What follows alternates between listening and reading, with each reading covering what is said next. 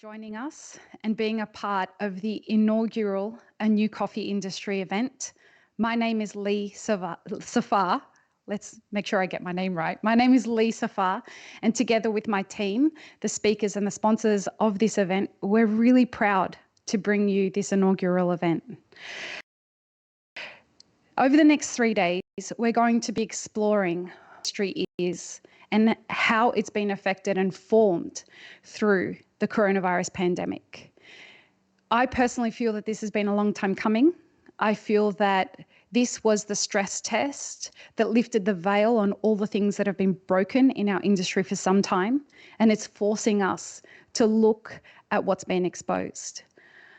I'm an optimist when it comes to these things. I'm not somebody who is flawed by challenges like this, and we want to put this event on for you so that we can bring you into the same knowing.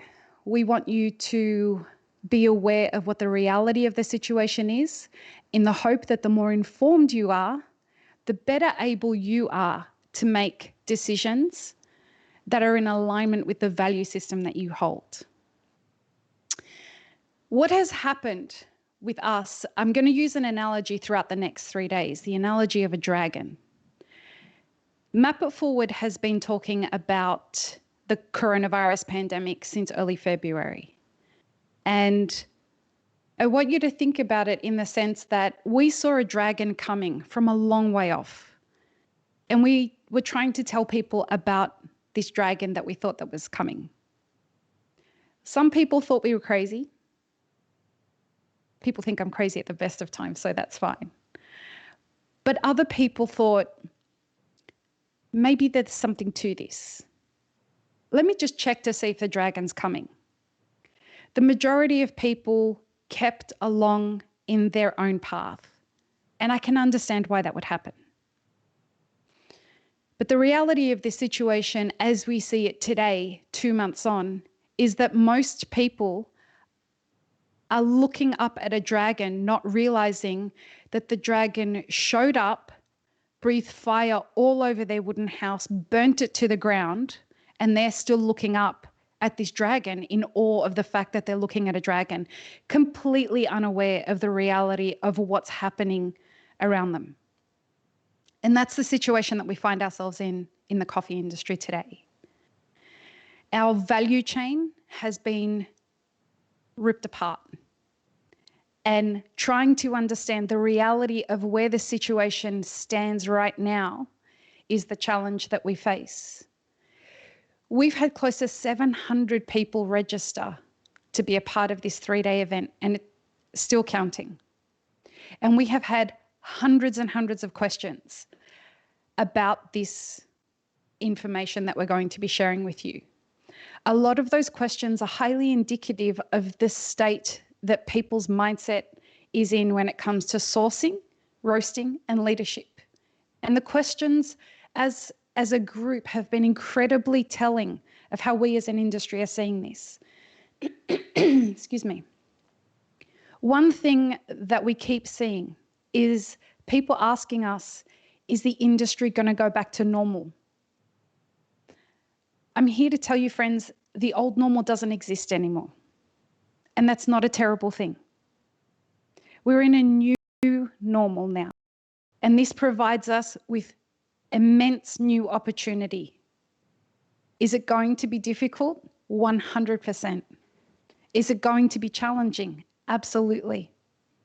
Are you going to feel uncomfortable? Hell yes.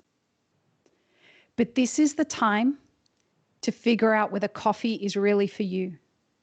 And if coffee really is for you, we as a community have an extraordinary amount of work to do together. For those of you that have been saying for the last few years, what can we do that's better for the producers? Well, now is the time to put up or shut up, because this is the opportunity for you to show that you mean what you say. And today we're joined by Jamie Isetts and Christopher Feran, where we're going to explore those incredibly important subjects of what you do in moments of uncertainty when it comes to sourcing green coffee. Christopher and Jamie are, excuse me, great friends of mine. I have an enormous amount of respect for both of them and the reality and straight talk that they bring to their jobs and to the way that they talk about those jobs. And so there's no two better people in my mind that could have done today's workshop, seminar, whatever you want to call it. We're also going to be joined by Ariana Hartstrom, who, thanks to the sponsorship of Costa, the company that she's the CEO of, you get to view this particular day's workshop for free.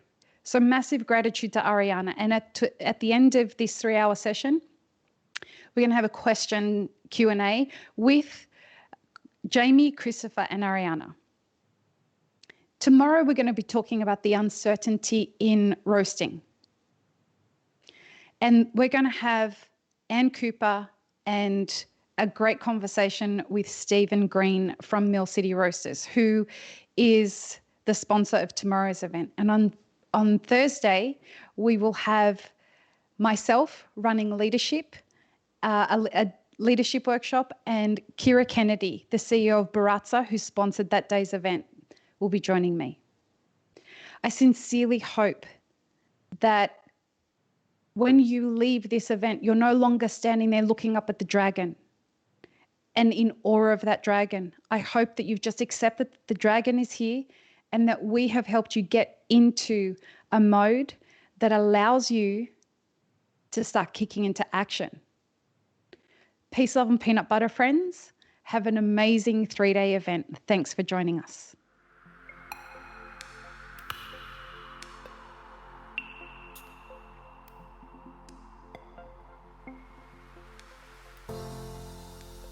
Hi, friends. Coffee-focused small businesses around the world have been impacted immensely due to the shutdowns that have resulted from the coronavirus pandemic. From coffee producers to roasters to cafe owners and the workforces that are associated with those businesses, the whole value chain has been devastated. Coffee for the Frontline is an initiative that is focused on stimulating coffee small businesses worldwide, while also giving the general public the chance to thank and support frontline workers that have been instrumental during the coronavirus pandemic. Here's how it works. A member of the general public finds a coffee small business that's registered with the program, either on social media or by searching our website. They then purchase a gift card through that small business's online store. The small business connects the person who's purchased the gift card with a registered frontline worker, who then goes and redeems the gift card directly on that small business's website.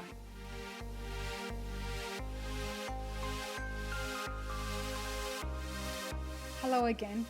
Coffee for the Frontline is a program that was developed by Map It Forward to stimulate small businesses in the coffee industry during the coronavirus pandemic. Here's the basics of how the program works. You register to be a part of the Coffee for the Frontline program and get assigned a landing page that allows frontline workers to register and sends new customers to your website where they'll purchase a gift card that you've created specifically for this program. Once a customer purchases a gift card, you'll email them details about the frontline worker from the data we've provided you with. That customer then forwards their gift card onto the frontline worker, who will go and redeem it on your website. The marketing ROI to you is extensive, and the program has been put together so that the benefits to everybody involved are endless. Customers feel great because they've helped to keep you in business and a frontline worker caffeinated. Frontline workers feel supported through the gratitude of a stranger, and your coffee small business gets to fight another day with dignity, all with the added benefit that new connections are being made along the way.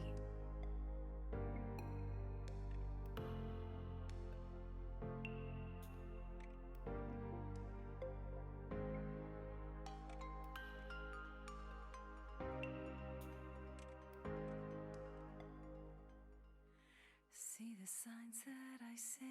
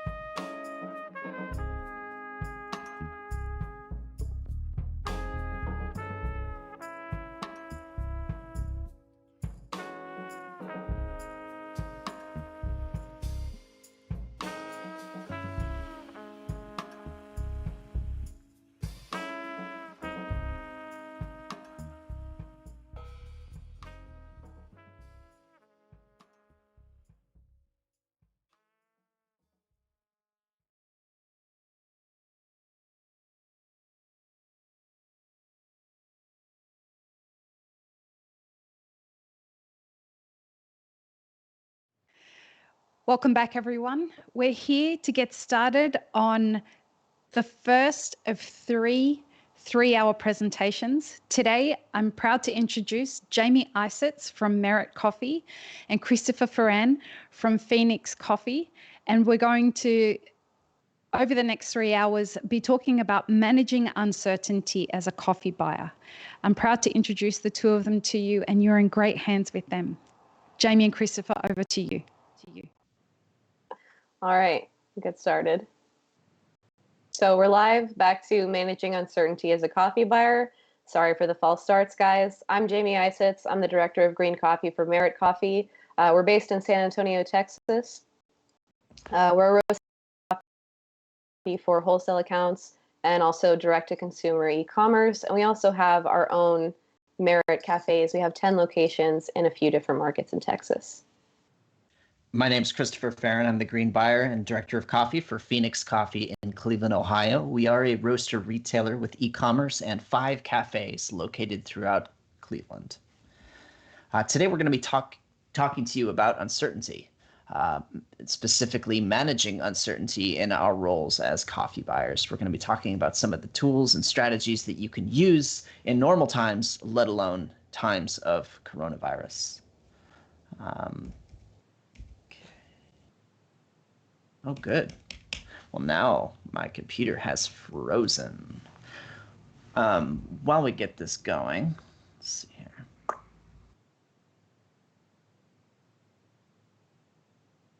Okay. So as a coffee buyer, you're always existing in 2 worlds and 2 places and in 2 different timelines. We have our roastery somewhere in the world. For Jamie and I, it's in the US.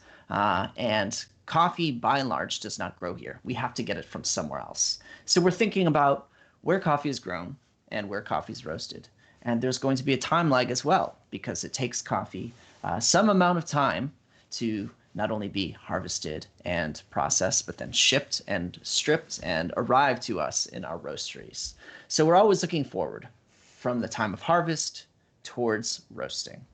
And really, that cycle continues infinitely, because once that coffee is roasted, it's gone, and we have to do it all over again. So we're always anticipating the future from harvest all the way to roasting. And there's some time between, and round we go, and it's just the nature of the beast. And so hopefully we can get better and better at optimizing the amount of coffee that we're buying to match the coffee that we need. And because there's that time delay, anywhere from 2 to 8 months or less or more, depending where you're buying, how you're buying your coffee, and the supply chain logistics you're using, the decisions you make and the tools or strategies that you employ as a coffee buyer, depending where you are in that cycle. And 2 to 8 months is kind of a long time when you think about it, when you're setting up the amount of coffee that you're going to be purchasing and contracting. A lot can happen. There's a great amount of uncertainty in the time between harvest and roast. In business parlance, that's risk. And that's where we come in. We're hoping to teach you how you can manage uncertainty and at least reveal to you some of the techniques, strategies, and tools that we use. Cool. So just a quick preview into what we're going to go over. We're going to give you tools, and we also have an accompanying workbook in Google Sheets and Excel that we're going to go through a little bit, kind of mirrors what Chris and I do. We're going to use that and other tools to show you how to build a resilient program in the first place. Then we're going to talk about a few strategies that we both use to keep ourselves flexible. And then at the end, we're going to give some context and talk about our real world responses as buyers to COVID. Slide. So our starting principles, really, if you leave this course with nothing else, these 4 things are what I want to communicate to you. So the first is know yourself, in the sense, like, know your business. The best thing that you can do to be a strong supply chain partner as a roaster is to be good at being a roaster or a retailer. Like, you need to know what your strengths are, who your customer base is, like you need to know your zone just as you would expect your other supply chain partners and producers to know their farm or their part of the chain. The second is be prepared, but also be flexible. Like it can be tempting once you kind of get into planning to really try to nail it down to every tiny detail, but ultimately you need to maintain a level of flexibility. We want to make an educated guess with our predictions, but also, you know, be open to change because it's inevitable. Don't overbuy, don't overbuy, don't overbuy. Every green buyer makes this mistake.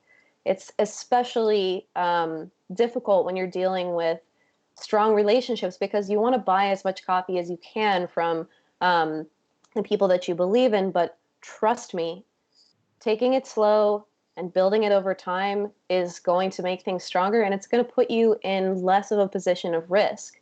And also, finally, understand your social capital, and we'll delve into that a lot when we talk about it as a tool later.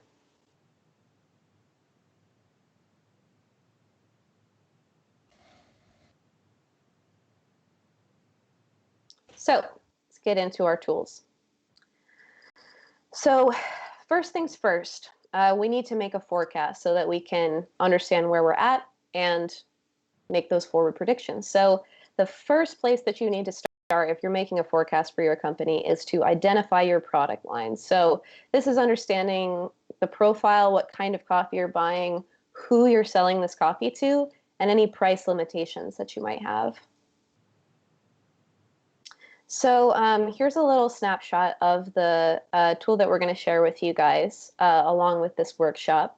So this is kind of like a holistic overview of our little, you know, imaginary program for our coffee company.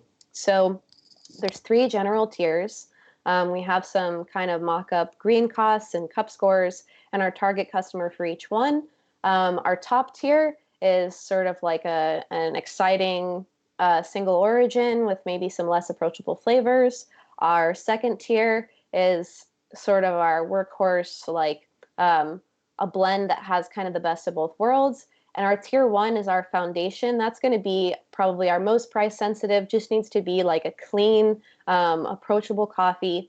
And then you can also see below there, we have a plan for what we're going to do with coffee that doesn't meet our quality standards. I would really recommend this because if you think about it on the front end, it's just going to make it a lot more clear when you do face quality issues or when you have those kind of issues, what you're going to do with that coffee. And especially if you're a quality focused buyer, you want to make sure that you can keep your different quality levels as clean as possible.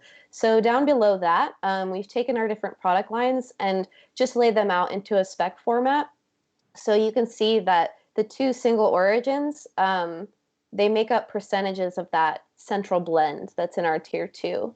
And so the price target is an amalgam of the prices of the 2 single origins. And we have a couple of other notes, like for our single origin B, we've got some physical notes like no naturals, less than 4 fully glowing UV. We'll get into all of that stuff later, but we've clearly defined what our program is and how the different pieces interact with each other. All right, so what we need to do is assess what our current demand is, because any sort of purchasing that we do in the future has to somehow correlate to the business activity now. So for this section and for most of the talk really and the tools that we're going to hand out, we're going to be looking at just a flat demand projection. So we're going to assume that the sales today are the sales that will be in the future, so that when you make those purchasing decisions, you have some sort of foundation to base them on. So in order to get the data, you need to track your sales and usage, and you need to understand different channels. So for example, you might sell a different sales blend between e-commerce, between your different wholesale customers, between your own cafes. And a dollar number might not be exactly proportionate to the total blend of the products and the tiers that you're actually putting out. So understanding as detailed as possible what product you're moving is going to help you get a more complete understanding.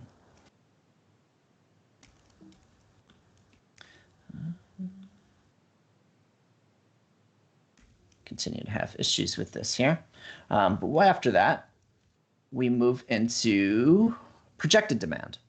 So you take your current sales and you add a projection onto that to assess your future demand. You need to take a probabilistic approach. There is no predicting the future. There's no crystal ball that's going to come along and tell you exactly what it is that you're going to need. And so you need to understand your sales environment and strategy and err on the side of booking too light versus too heavy. Again, don't overbuy. No one would have seen the effect of coronavirus in terms of, other than late perhaps, the drastic drop in demand that we've seen. Some cafes I've heard of had their volumes drop by 80 to 90%. And what we have found at our company is that when Ohio started shutting down, our sales blend did definitely shift. So for example, our cafes went from just 10% of retail bag sales to about 25% of our volume went to retail bag sales. And so looking at straight sales, you wouldn't understand that our volume of green coffee roasted did not decrease as much as our overall revenue numbers. And so it's really important to understand that sales environment and the company's strategy moving forward, if you're going to shift to e-commerce, if you're going to shift to target certain wholesale customers, so that you can book based upon the needs of that business.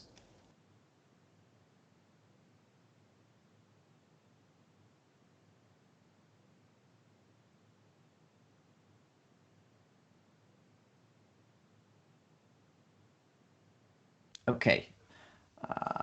Go back just one slide. Excellent. Okay, so once we understand our sales mix, which represents our demand, and we've, kind of taken that, we're going to take the temperature of our supply. So we need to know what our inventory looks like and how it's spread across different avenues. So just a few definitions. We're going to look at contracted coffee as coffee that's still in origin. Landed means it's in the private warehouse before it gets to you. If you're in the US, some of the most common ones for you would be maybe Continental in New Jersey, the Annex in Oakland, and various others, Costa in Portland. And in transit, meaning that it's on the truck between the warehouse and your facility. And then on hand is kind of like your most liquid because it's sitting in your roastery ready to be used.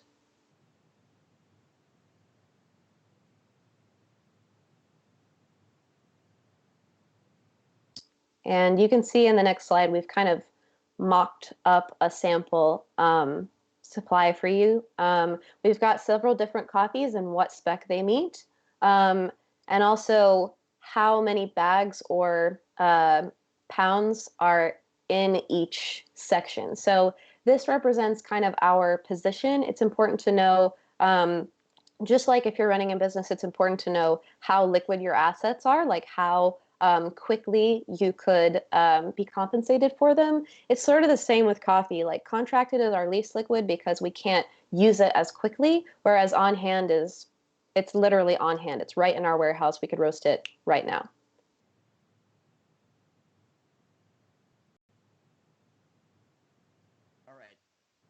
All right, so a Gantt chart is kind of a way that we can visualize the connection between supply and demand. It ties those two things together.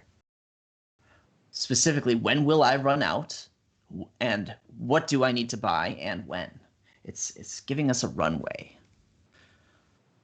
So basically, based on the positions that we have here, contract, landed, and transit, and on hand, you can dive in and look at this on hand column and be like, okay, based on our current utilization, when am I going to run out of that coffee? And plot it on your coffee runway here. So you can see that Nicki Minaj is going to run out pretty quickly in about 6 days. And after that, we're going to have to jump to Lil' Kim. But Lil' Kim runs out pretty quickly within 2 weeks of June beginning. And so we're going to have another coffee lined up there. And so she's got more staying power. She's got more staying power. That's right. That's true. So then we're going to have a coffee lined up for that. And this is just a really nice indicator to help you understand how to deploy your coffees and use your existing inventory, just based on how long it'll last. So once we understand our supply and we've matched it up to our demand to understand, when we're going to run out of certain things and inform how much coffee we're going to buy, we also want to have a strong awareness of what we're working with. We want to know what we have on hand. So not only just how much, which we discussed at length in the last section, but also how it tastes and how likely it is to fade and how consistent it is from a physical perspective. So cup quality, most green coffee buyers are familiar with this at length. We have different types of samples that are going to be most common for you to check in with, and they kind of represent a flow in the buying cycle. So PSS stands for pre-shipment sample. That's still in the country of origin, usually right when it's ready to get on the boat coming to you. An arrival sample is in that private warehouse before it gets to you. And then taking samples and understanding how the coffees that you're currently holding cup, whether they be on hand in your roastery or they've been sitting in the warehouse for a few months and you haven't started using them yet. We want to know as much as possible where the cup quality stands at each of these different points.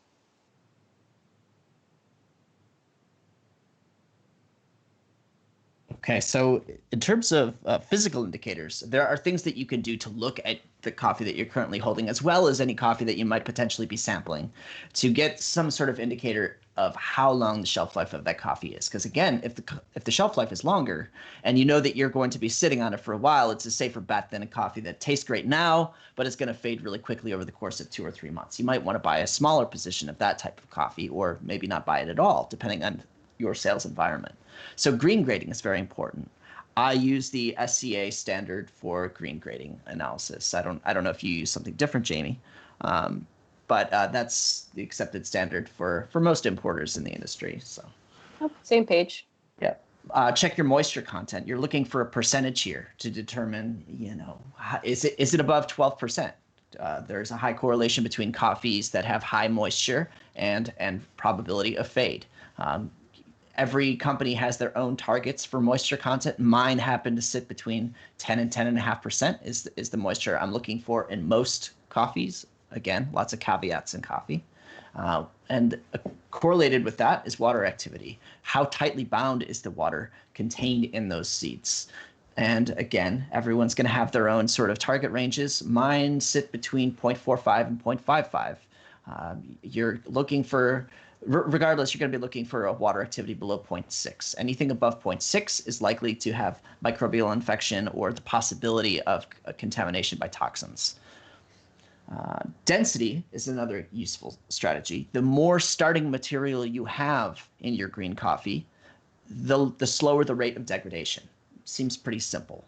This is why you might find that coffees from Ethiopia, for example, which are extremely dense, in my measurements, they have a bulk fill density of anywhere from 0.74 to 0.75 grams per milliliter, fade much more slowly than, say, a coffee grown at lower altitudes in El Salvador, dried in 3 days on patios, which might have a bulk fill density of 0.71. And a final tool that you can use, which is, again, newly in vogue, is UV analysis. This is something that I've done a lot of work and study on, and I've put out some information that I'm happy to share with you. Just general recommendations if you're looking to start using UV analysis to look at the shelf life of your coffee and attempt to make some predictions about it. You would want to use a light from 365 to 390 nanometers to best show the fluorescence of the coffee. You're going to want to wear your PPE. That's going to be in the form of UV blocking glasses of some variety so that you don't damage your eyes. There is a risk, even with UVA light, of damaging your eyesight. You're going to want to count and weigh the number of fully fluorescent seeds in a 100-gram sample. You're going to view these in a dark room, shine a light on 100 grams of coffee, pick out anything that glows. You're going to separate out fully fluorescent seeds from speckled, dotted, and partially fluorescent seeds. I would count and weigh them both. And generally, the trend that you find is that higher fluorescence is less stable coffee. So we have an example picture here in this next slide when it loads.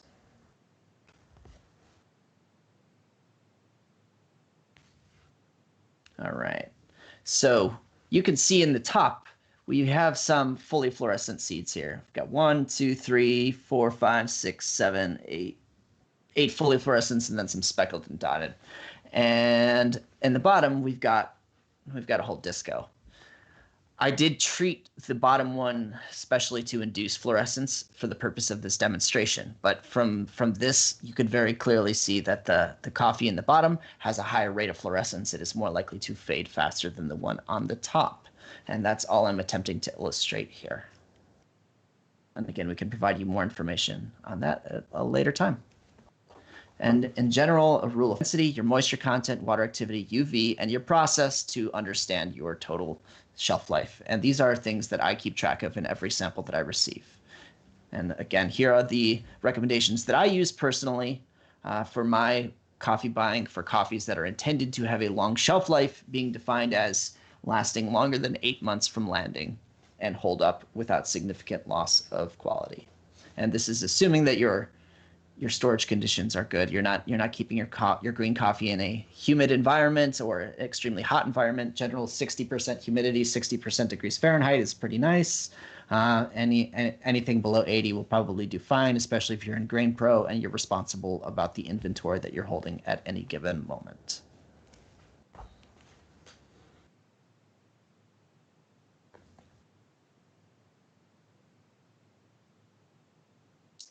Excellent. So moving over to contracts. Can we go back one slide?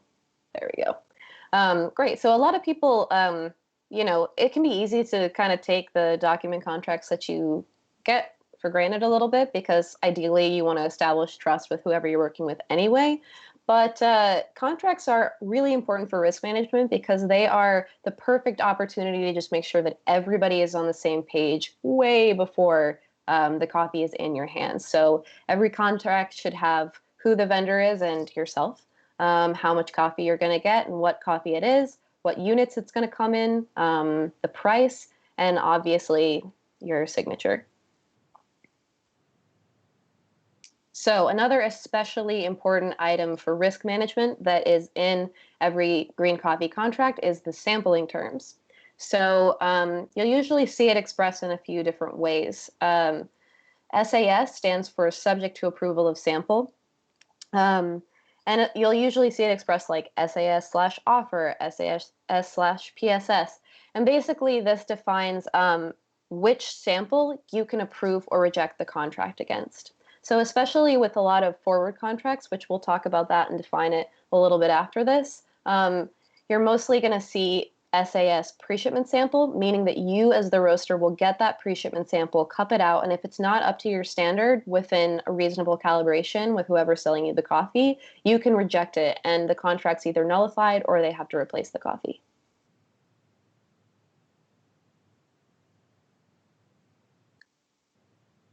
And then next we have a couple of other terms that are going to be helpful.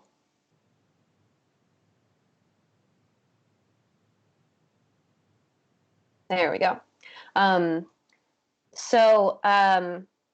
few other things that you might see in and around your sampling terms. As per sample just means that whatever sample you had, whatever state it was at, you approved the sample, and there's no like rejection rights on the contract. It's already, the sampling has already been done. You've already said, this is especially common when, say you're working with directly with a producer and you're building out the rest of the supply chain between that. And you're going to say, okay, I've already tried the coffee. I'm going to take the risk that when the coffee is being moved, it's not going to change. And I'm going to approve this coffee as per the sample that I got. Another important one to know that is super useful, especially if you are a small roaster or you're really risk averse, is no approval, no sale. You usually see that as SAS/NANS. So that's usually going to appear in a contract where, like, for example, something where maybe whoever's selling it to you doesn't have a ton of the sample, but they want to get it on the books for you. They want to contract it for you, like a Kenya top lot or something. You can book the contract SAS/NANS, meaning that you have the most flexibility, and when you get that sample, if you don't approve it for any reason, the sale is nullified. So that is like your very most ideal situation. in terms of risk management from a sampling perspective. And then also you can have SAS, whatever, like pre-shipment sample arrival replace, meaning that if you don't approve that sample, the vendor has to replace that coffee for you, either with coffee from, the same farm or from another producer. Depending on what point of the supply chain you're dealing with, that's a term that you'll see.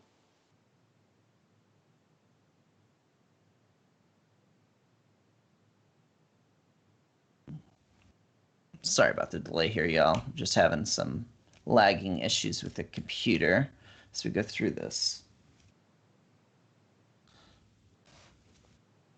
All right, so we're going to be talking about some strategies that you can use as you approach contracting and purchasing for your coffee. And the first one is forwards. This is a distinct type of contract where you're looking ahead in time to coffee that has not yet landed in the US. It might not even have been harvested yet, and you're making a prospective contract based on that. So it's a commitment to coffee before it leaves its country of origin.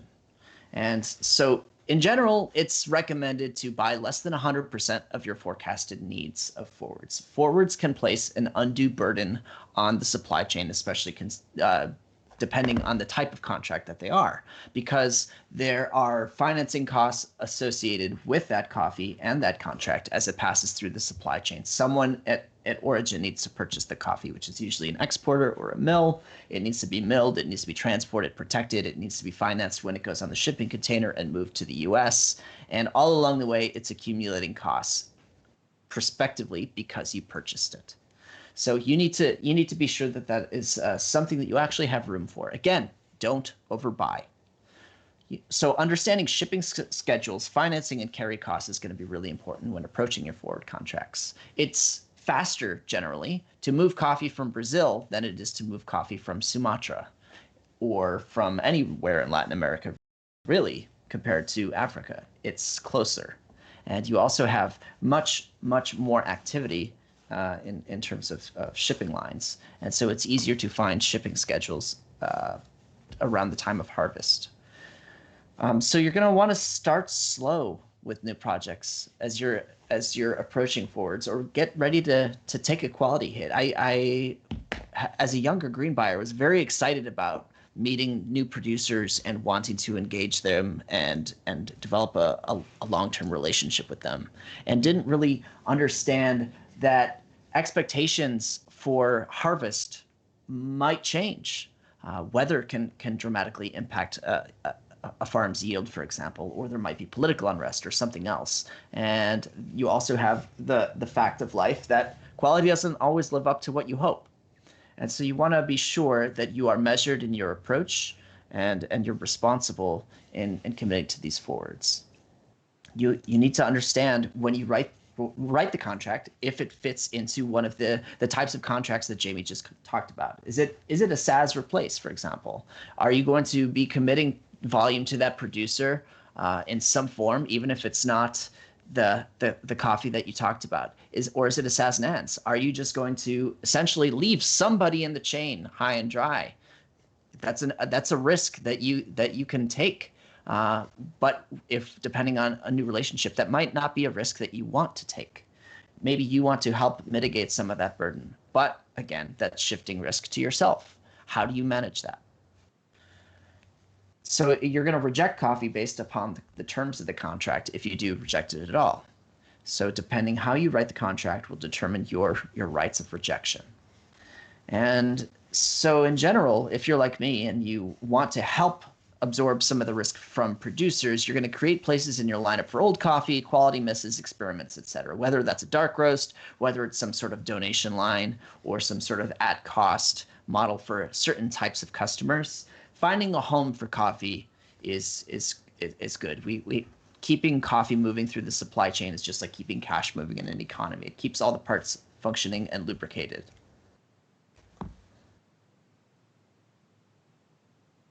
And just to add on to that, every time that you work with a new relationship, if you approach it like an investment and understand that maybe, you're not going to yield all of the results immediately and that things are going to evolve slowly, you can start it in one place in your lineup. And as you work and over time, your support helps them evolve, you can really reap the rewards later and have it, build a strong relationship and have it as a higher, in a higher tier in your lineup. Absolutely. So just to move over to contrast forward contracts, we'll talk about spot coffee. So for our purposes, spot coffee is something that is landed coffee that's ready for immediate release from an importer.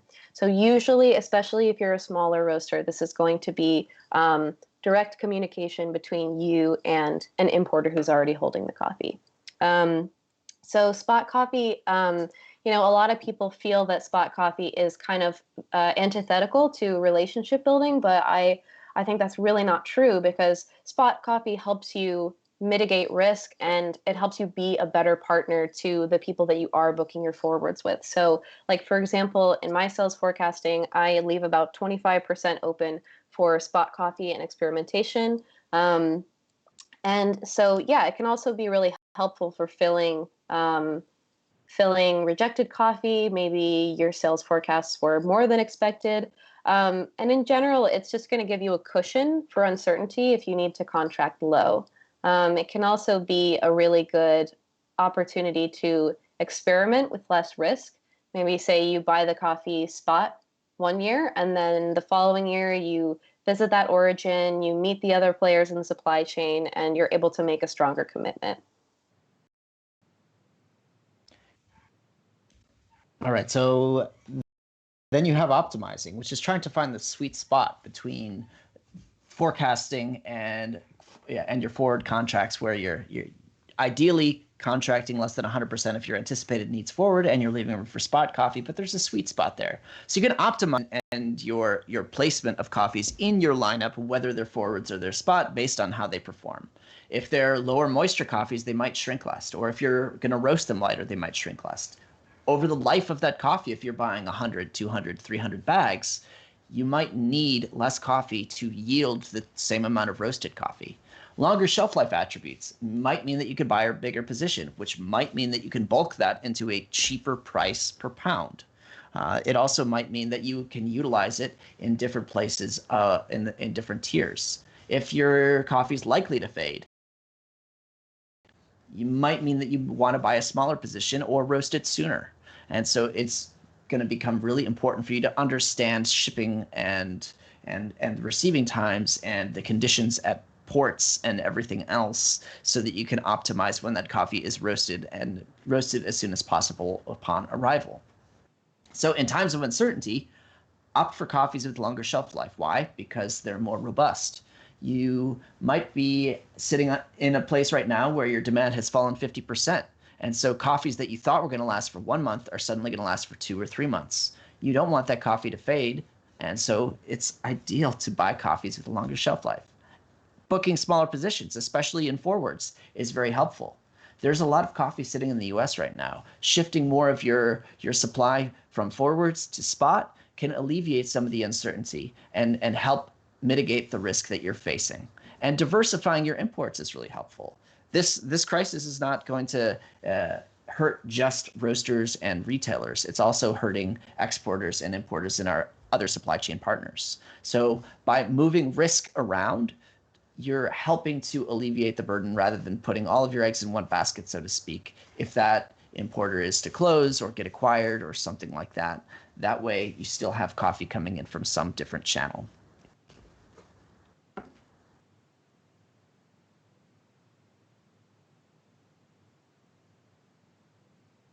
So our final strategy is social capital. There we go. You're doing a fantastic job, Chris. Doing what I can, sorry. So social capital, meaning you are your relationships, basically. Especially if you are a small buyer, a small scale buyer, social capital is extremely important for you, because you can't bring the financial capital, whether that be buying a ton of volume or, financing or whatever. You can't bring that to the table. So it's important for you to build social capital by being someone that people want to work with. the two strongest things that you can do for this, first of all, just do what you say you're going to do. As things as simple as honoring your contracts, paying your bills, being consistent, and admitting when you made a mistake. These really build trust. And you also want to hold other people accountable. So it's important to set a clear expectation for everyone in the supply chain at the beginning, especially if you're really picky like me, or if you have high expectations. You want to get that out in the forefront so that people understand what they're committing to. And when they don't meet that standard, then it's easy to look back onto that expectation that you set and say, hey, like this didn't quite hit the mark. What can we do to problem solve together here and get this to a place where it's meeting my and your expectations? So really the message of that is that when you continue this cycle of doing what you say you're going to do and holding others accountable, you are creating established trust, and that creates less risk. It's less risky to work with you if you have built that social capital.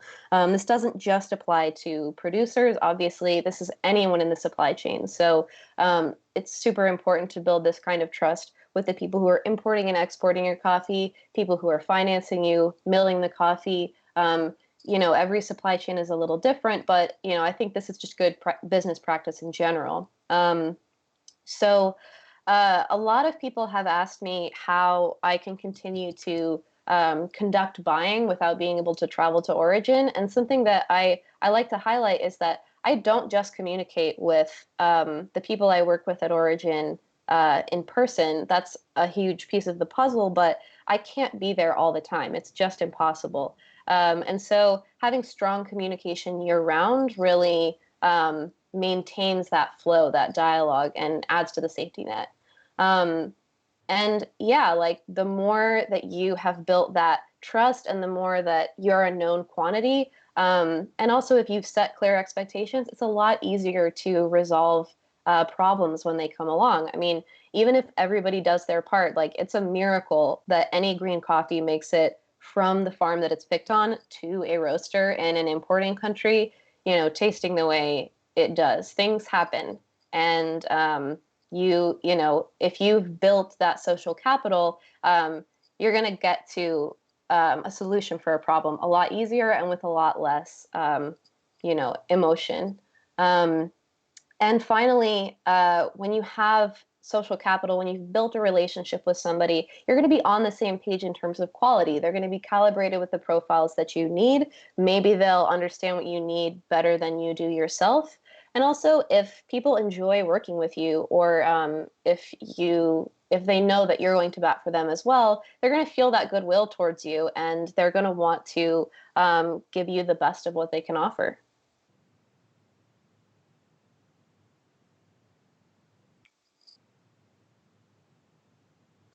So with that, we'll move along to COVID-19. So obviously, this has been a completely unprecedented crisis, total black swan. Nobody could have predicted this. And a lot of people asked Christopher and I before this presentation to just give a little bit of context about what we're seeing at Origin, what we're seeing from a buying side. So really, in a nutshell, what COVID is creating is an environment of risk aversion. So there's a lack of financing because banks and everyone downstream from them are less likely to lend money and take risks on, people who they haven't built financial or social capital with. Restricted movement as people and goods can't move around as much. Overwhelmed bureaucracy, definitely in my country, and unpredictable markets are just, it makes people bearish. It makes people, stay on the safe side. So how we've seen that playing out in Origin, at least from my own experience, lack of financing translates to more producers selling for cash or for a more liquid means of payment. And that can mean selling to coyotes or, someone who they're just going to get paid faster, especially for small producers. Restricted movement, a lot of coffee, especially in Central America, relies on migrant labor between countries, and so restricted movement across borders is devastating to that. But not just across borders, just having to use new practices for people to maintain safety in the field and safety in the workplace. Delays in transport leads to lost supply, and generally what we've seen is higher internal prices. So that means that the price that a farmer, because supply is down, the price that a farmer can charge for their coffee in their own currency is a bit higher. So overwhelmed bureaucracy, this is just making unstable origins more unstable because it's applying to the whole world. So if a government or an infrastructure wasn't strong already, this is just making that less firm. And then unpredictable markets have kind of an interesting effect on coffee because the commodity price of coffee is very, very tied to currency trading and the oil market, and those markets have been all over the place. So actually, this has lowered the commodity price of coffee a little bit, even though we're seeing less supply in a lot of countries. So right now we're kind of seeing just a lot of weirding in the market.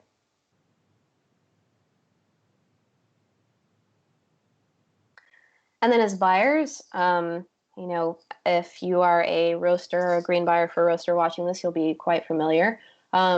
Lack of financing means that import and export are less willing to do forward business, or they're going to require more from you to mitigate the risk that you might default on the contract, meaning you might not take the coffee because you can't afford it or you don't have the cash flow or something. They're less likely to finance you for that type of business. Restricted movement means your sales drop because people can't come to your cafe. Of course, canceled origin travel this time of year is a time when many green buyers are traveling, especially to Latin America. So that's obviously changed that dynamic. Business loans, healthcare, all the things that affect a business have been kind of morphed by overwhelmed bureaucracy.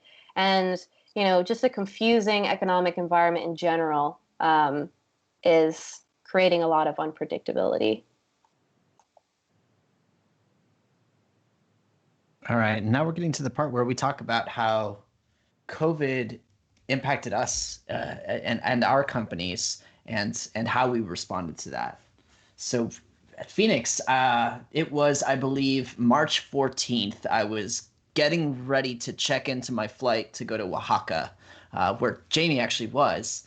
And it kind of occurred to us that day. We'd heard rumors that the governor was going to shut down the state. So I canceled my trip. Instead of checking in, I spent 4 hours on the phone with Aeromexico trying to deal with my flights.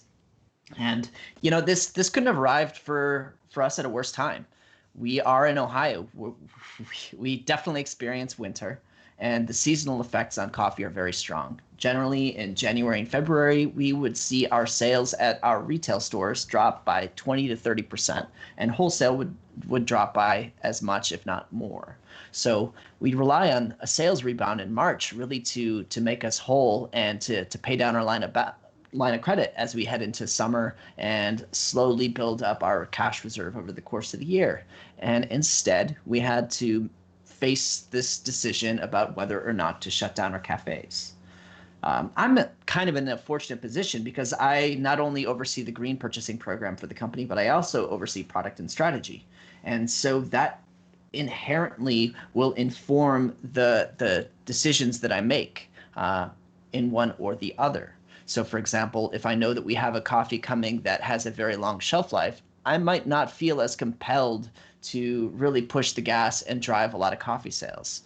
But in this case, I had just released coffee about a week before. And so we were pretty flush with cash, or flush with coffee. We had a warehouse, what was supposed to be 4 weeks of coffee that I figured we could extend to 6 or 7 weeks, which gave us a little bit of runway to figure out what to do and how to navigate this while we worked with our importers to pay down those balances.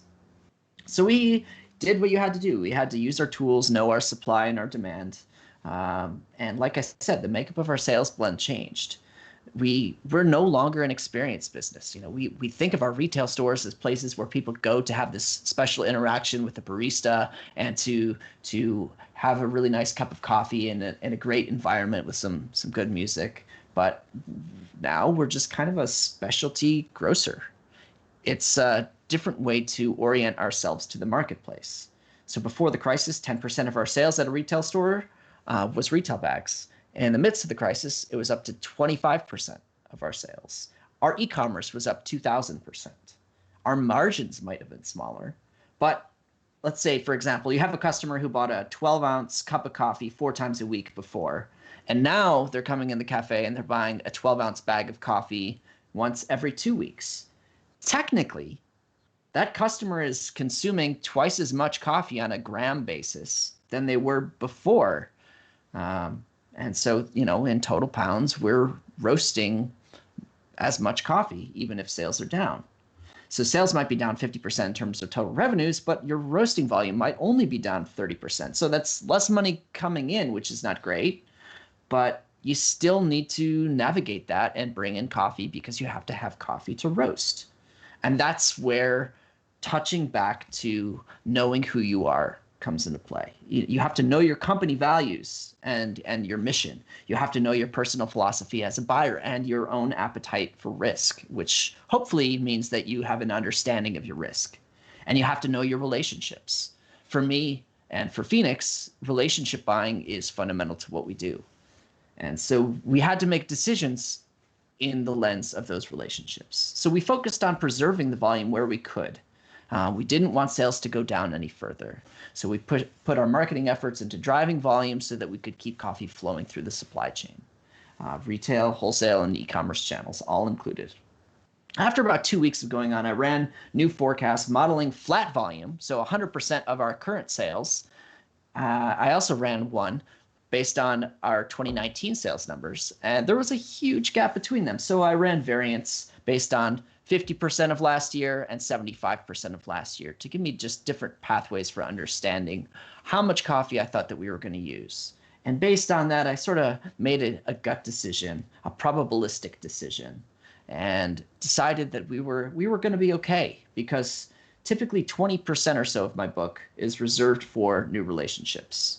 I wouldn't need those this year. I could focus on our core relationships. So I put a pause on all the new relationships and sampling from new places, and reached out to our existing long-term relationships to recommit with them. I did let them know that we might need to adjust the amount that we were purchasing down slightly, or if they were open to talking about perhaps, knocking off 5 or 10 cents a pound, since we would be pulling that coffee over a longer period of time, and that would help offset some of the carry costs that we accumulate, And because we've been buying from these producers for 3, 4, 5 years, they were willing to work with us. They understood. They wanted the security of knowing that they were going to have somewhere to sell their coffee, because like coffee roasters, producers are seeing their demand drop. So I buy large positions of coffee from a few producers for multiple uses. I'm looking for 85, 86 point coffee, and I want a really long shelf life. And that bailed me out this year. I was able to say, okay, I'm going to buy 100 bags from this producer, but instead of having those all go to a blend, I'm going to peel off 10 or 15 of those bags and use those for single origin features. And that would replace 10 or 15 bags from a new relationship that I might buy. And that way we can conserve cash, we can focus on our core relationships, and next year, hopefully, when we navigate out of this crisis, we have some stability and a framework on which to build. So anyway, that was Phoenix's reply, and I'm going to turn it over to Jamie now. Yeah, Chris gave an excellent overview of just sort of the changing sales environment. That's what we experienced with Merritt as well. For my part, like he mentioned, I had been traveling for a few weeks at that point, in and out of being able to communicate and good, internet and cell phone service, that sort of thing. And of course, I had to come home and cancel a few buying trips that I had planned. But really, when I came home, I sort of took a 3-pronged approach to dealing with this. I redid my forecast, I communicated with my supply chain, and I assessed inventory. So let's talk about each one of those.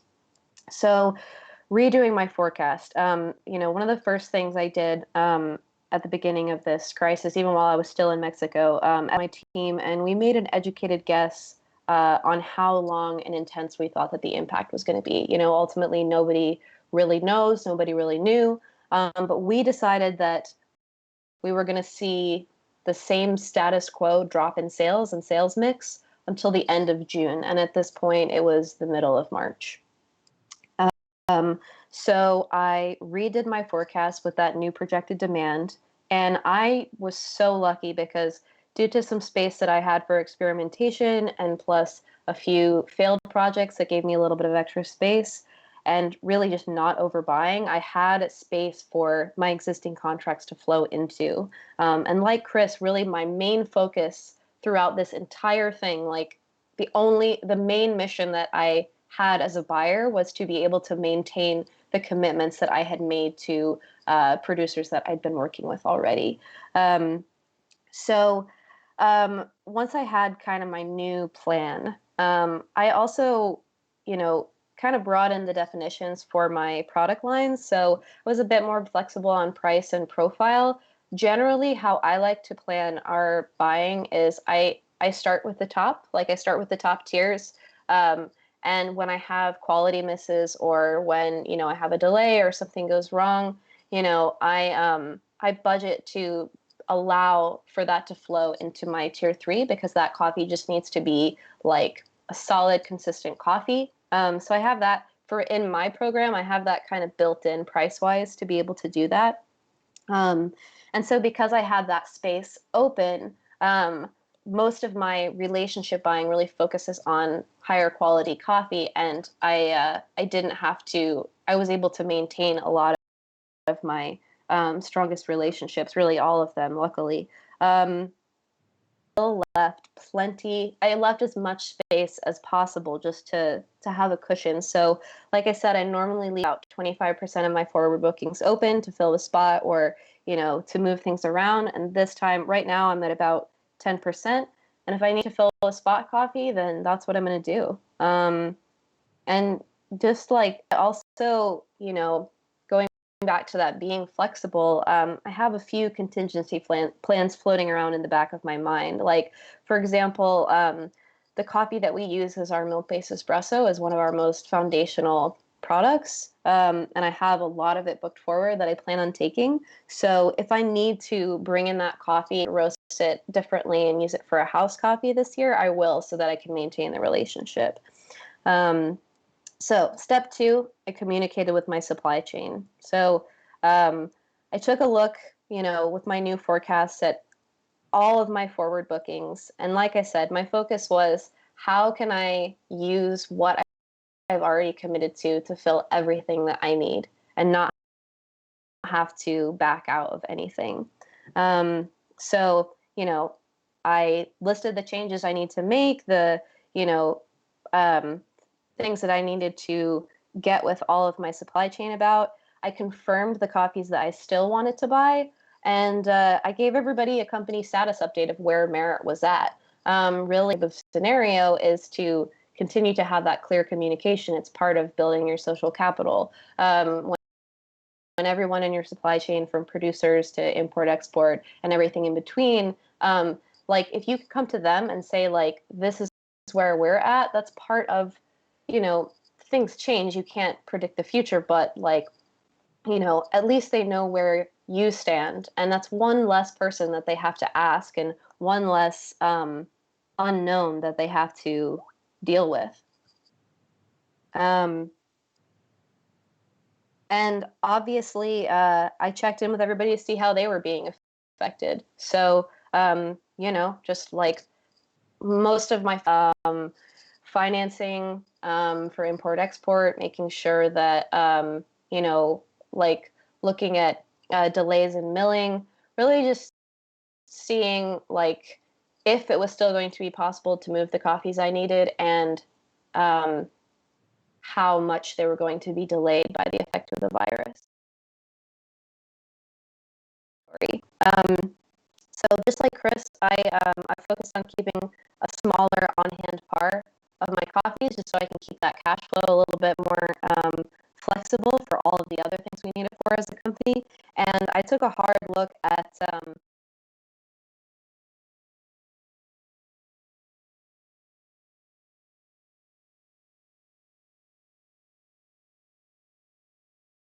that's the best we've got.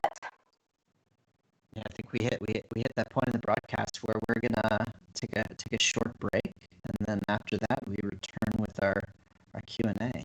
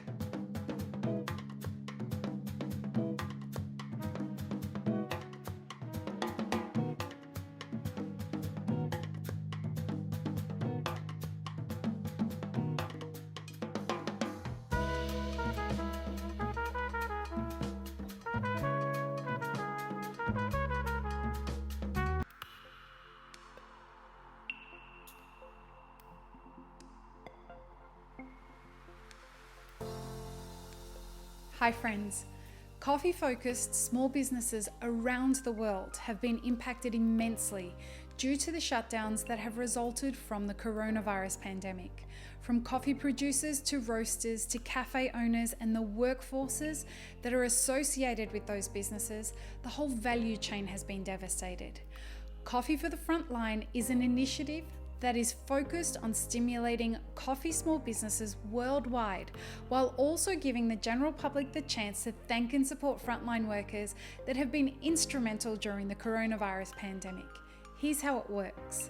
A member of the general public finds a coffee small business that's registered with the program, either on social media or by searching our website. They then purchase a gift card through that small business's online store. The small business connects the person who's purchased the gift card with a registered frontline worker, who then goes and redeems the gift card directly on that small business's website.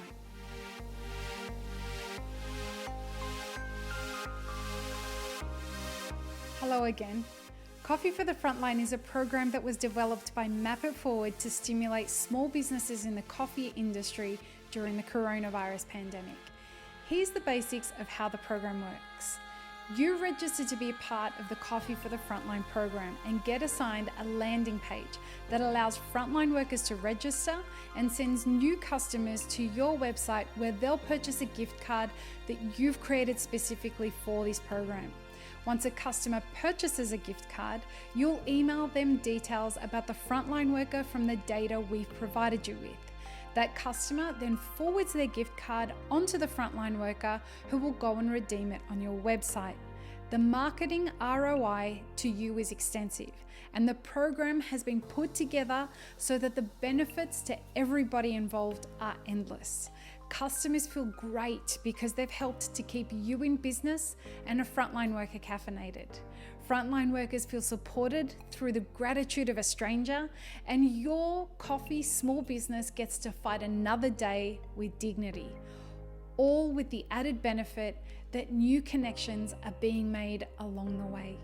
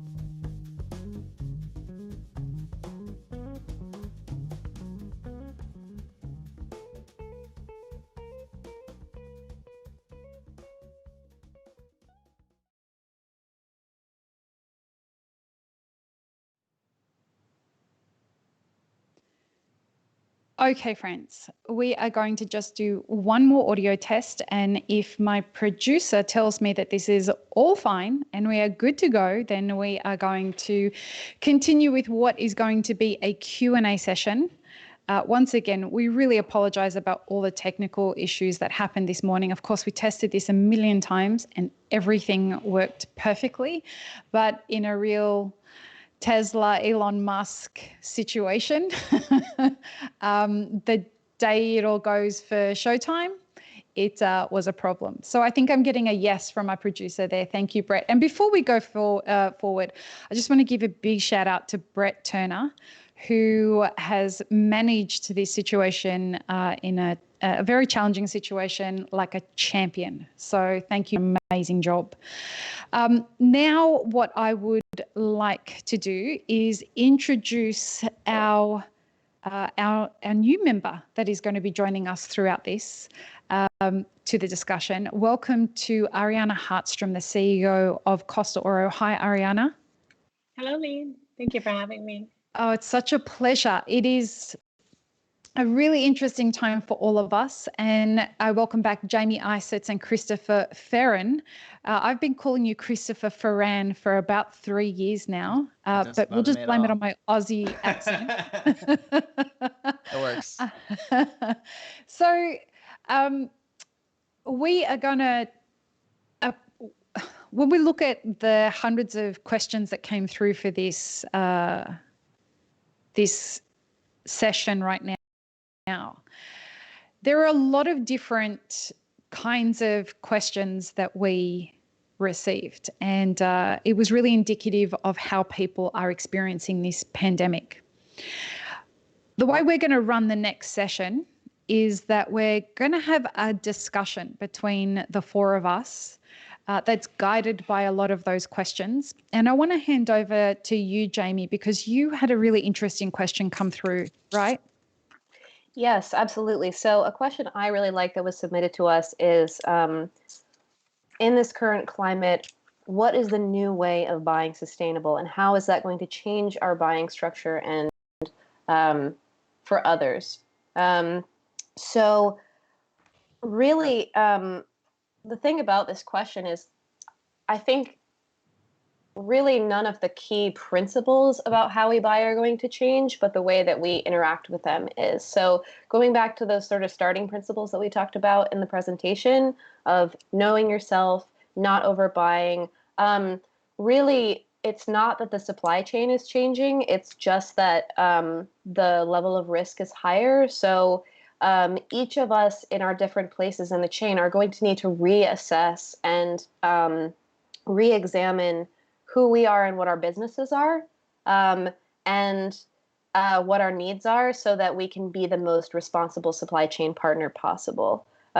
So truly, I mean, at least how I'm approaching it at Merit, it's not necessarily that I'm doing things in a different way. I'm using the same techniques to ensure stability as I was before. I just have a different level of risk aversion. And so, you know, maybe I'm going to take on a little bit less experimentation. I mean, I think unfortunately, this environment is going to mean that, you know, less people are going to take risks on relationship buying or direct trade business. But ultimately, maybe many of the people who were doing that before couldn't handle or mitigate the risks that would come with it anyway. So I think this is sort of really going to separate the wheat from the chaff. And I also want to just mention, Christopher and Ariana, this is an open discussion. So let's just chat about all of these things. Feel free to add any comments. And you know, it doesn't have to be a one person ask a question, one person answer. If you want to take that and drive anything in a different direction, let's just do it. I think the best way that we can use this time, based on the incredible information in the first half of this, is just so that we'll have a chat like it was a podcast. Okay. Yeah. So do you have anyone have anything to add to what Jamie just said? Yeah, I do. One thing that's going to fundamentally change for me is that I'm not traveling this year. Mm-hmm. You know, travel is one of those things that it's not essential to do your job as a green buyer. But I think if you want to focus more on relationships, it becomes a very useful tool to meet with people face to face and really build rapport in that way, and share time and see the farm and processing and everything else for yourself. That's a fair point, especially working with smaller scale producers or people in the supply chain who Yeah. have less access to means of communication across continents. Like, yeah, traveling in person sometimes, especially with really small scale farmers, is the best way to communicate with them. Yeah, for sure. And like, one of the things that I have tried really hard to do is to connect with everyone I buy from on WhatsApp or Instagram or whatever their preferred method of communication is, just so that we could stay in touch and can continue to have that rapport that we've developed. And so focusing on existing relationships is as much for risk aversion as it is, and risk mitigation as it is, just because it's easier for me to preserve and understand the relationships that I already have, because we've already spent that time and invested that time together, and I can't travel this year. So So it might change the diversity of offerings as a result of that. you raise something that leads me into another kind of thought direction with regards to the cost of travel when buying coffee. And there are a lot of people that are looking at transparency and how much did you buy the coffee for? And it leads me to think about hidden costs of Yeah. buying coffee. So the travel costs to origin and are something that people may not think about to buy coffee. But Ariane, I want to bring you in here because I'm wondering, with what you do, which is warehousing of green coffee, is that a little understood part of the value chain, or am I missing something here? No, I think you're right on target. Green coffee warehousing costs are typically either embedded in a contract price or a spot price that you're purchasing from your importer. Or if you're purchasing X warehouse, then you'll be receiving, for example, an invoice for the outbound handling fees associated with those services. So a lot of times those services aren't communicated during the actual contract negotiations. And so it's a great idea, and I recommend for roasters just to ask the question so that there won't be any surprises down the road. Yeah, right. Yeah. Go ahead, Christopher. Oh, no, it's just it's one of those things that I think a lot of people don't look at the terms of the carry on a contract. Typically, the way it works is that an importer will have an account at some warehouse, and certain aspects of like the loadout charges or the pallet charges or whatever might be passed on to the roaster. They might be built in the contract depending how it's written. And so you might think that you're contracting coffee for $3 a pound X warehouse, for example. But then you're getting charged 1.25% per month on the inventory you're carrying, or 3 cents a pound or whatever it is. And so when you're building out your Gantt chart and figuring out like, oh, I'm going to burn through this coffee in 8 months, at the end of that 8 months, I might be accumulating an extra 21 cents a pound of carry, for example. So really, the blended average cost of that coffee is not $3 a pound; it's $3.12 or whatever it is. And I want to just circle back to a couple of definitions, because Christopher, you're making some really good points. Just because I know we have a range of people who are listening into this conversation, so I just want to be clear that when we're talking about carry costs, so let's break up the cost of coffee to a roaster. So first of all, we have the actual cost of the green coffee, which for a lot of us is defined as an FOB price, meaning like everything up to when the coffee is shipped from its country of origin. Then we incur costs from export and import, costs to load the coffee from the port to us, and also costs for warehousing. And then there's carry charge. So carry charge doesn't it's different from the storage fees that you pay to the warehouse. It actually represents the risk that normally if you're a similar size to me and Christopher, this is the cost of the importer holding the coffee for you and releasing it to you over time. So you do pay for that. as opposed to taking it all at once. It represents the way that they're carrying that risk for you, and so you do end up paying for it.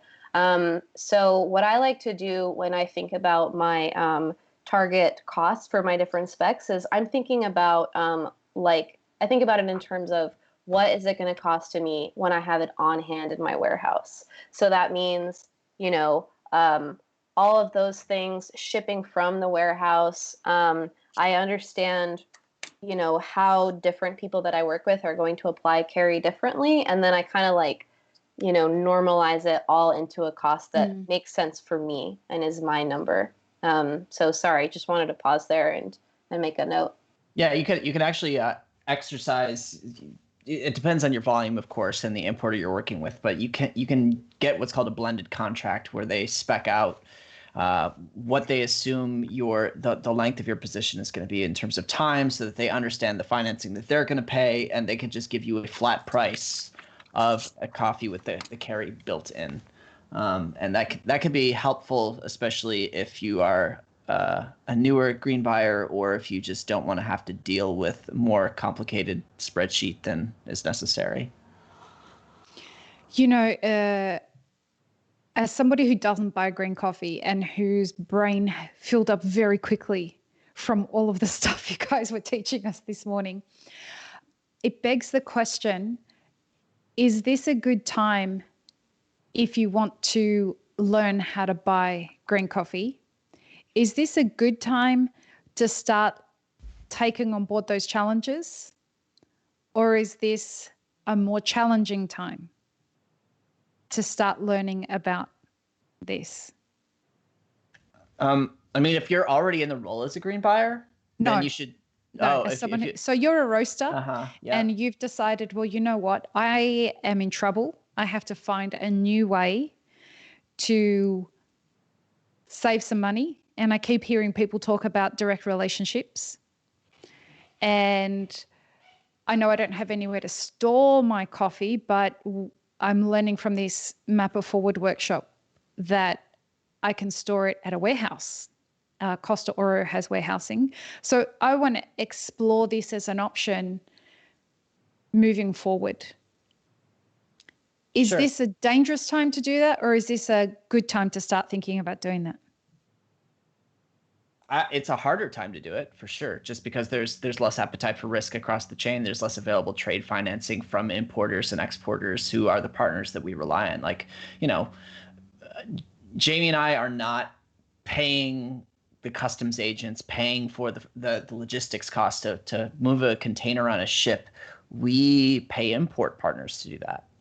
And so they're taking on the cost of that, and we pay them for that service. So it's not like we are necessarily seeking out the warehouse ourselves or seeking out any of this. We lean heavily on other folks in the chain. So understanding where your money is going is always advisable for a business. But on the flip side, controversial opinion, I think there are too many green buyers. I don't think that most companies actually need their own green buyer. So there might be some efficiencies to be had sharing a green buyer between several small companies. But I don't know if Jamie has any other thoughts on that. But and Ariana, I think all of us want to have say. Yeah, I can't stand it on that one. Christopher, will you try something for me? Sure. Will you take your slide off, and will you put Skype up? So we're just going to try. I can see three of you. I wonder if you can arrange this somehow. Yeah, just so that people might be able to potentially see if you can stretch it out or make it full screen or something like that. I don't know. So that we can see the video of Skype. Lee wants the reaction shots.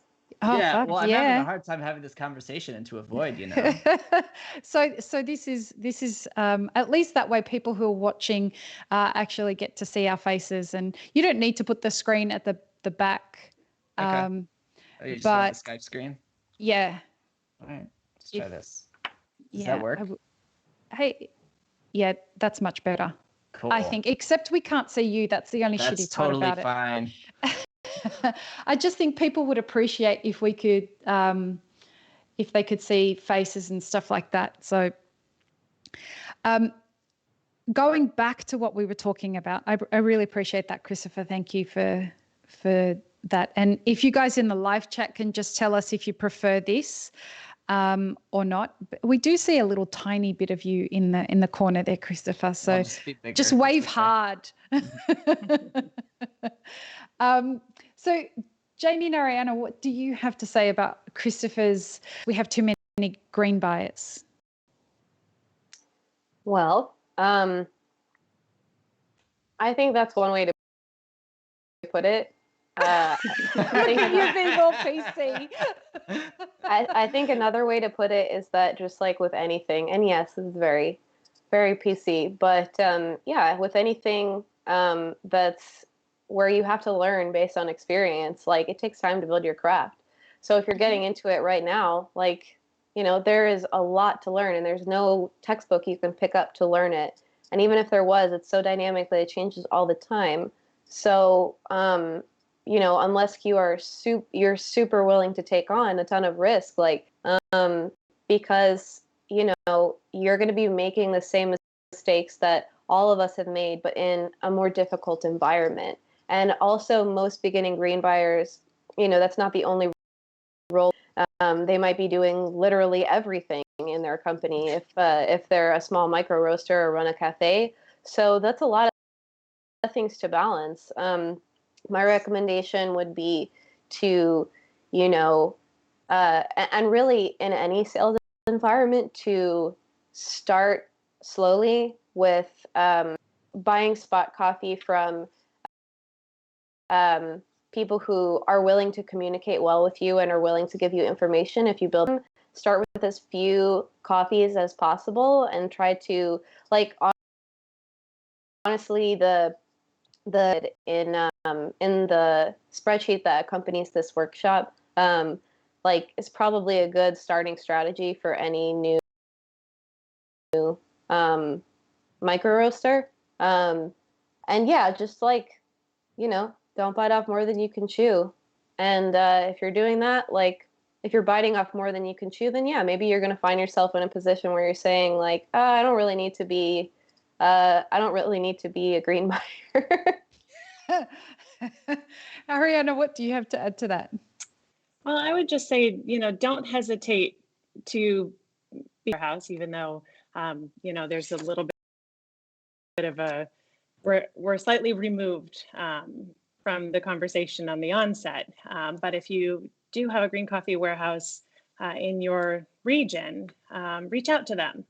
So many times they can guide you. And if you're interested and you have the liquidity to invest in your own stash, your own inventory, however, you don't have the space at your roastery to hold it, start the conversation with a green coffee warehouse. In our case, we work with smaller roasters and have different programs set up for those situations that are smaller quantities, heavy micro lot, concentrated inventories. So help me understand it from this perspective. So I'm a roaster. I have been, someone else has been buying my coffee for me. I go and I get it from an importer. And I've decided that I want to try and explore some new ideas in the way that I'm going to source green coffee. If I come to you, Ariana, and I say, hey, listen, or can I do this? Can I come to you and say, so listen, I want to shift some of my buying practices. I don't quite know how to do that. Can you give me some advice? Is that something that somebody could do and come to you about? Like, am I able to use your access into the supply chain to start considering some new things that I can do? Well, first off, is because we work with all of the importers and so many producers and brokers, we're the neutral party here. So there's me causing more controversy. But that being said, we welcome any sort of communications and inquiries that we can then say, well, based on what you're looking for, these might be some of the importers you'd want to contact. Of course, you can go to each individual importer's page and see where their spot coffees are being stored. But sometimes you just want to go to one source and get the whole book of what's being offered. Right. We can't disclose all of that to you, but we can sort of make recommendations, just try to facilitate bringing partners together. If you're looking to move towards importing direct, that's probably a more complicated conversation. We can certainly give you information about, the customs side and sort of what to anticipate in terms of some of the hidden costs and depending on what origin you're looking to work with. But I think we would always recommend you partner up with someone who's currently storing product at one of our facilities so that we can help you that way.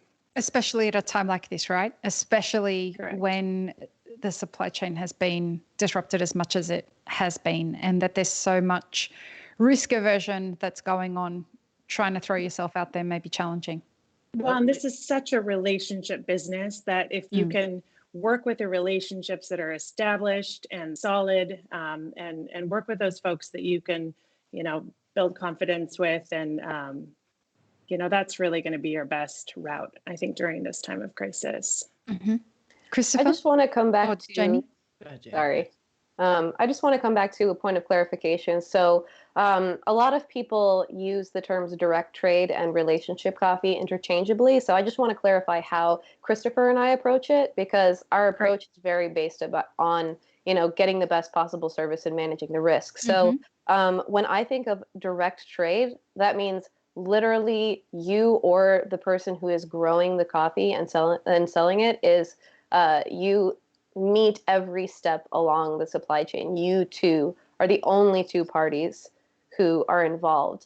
And if you are brand new to that, it might seem pretty straightforward. Like, okay, we just arrange shipping like it's a toaster or something. And it doesn't work like that. So it's really important to understand all of the things that need to happen in the green coffee supply chain to get it from point A to point B. So of course, somebody's got to grow the coffee. Somebody's got to, even once you have cherries that have been picked off the tree, they need to be processed to a state of where they're dry enough to transport and hull.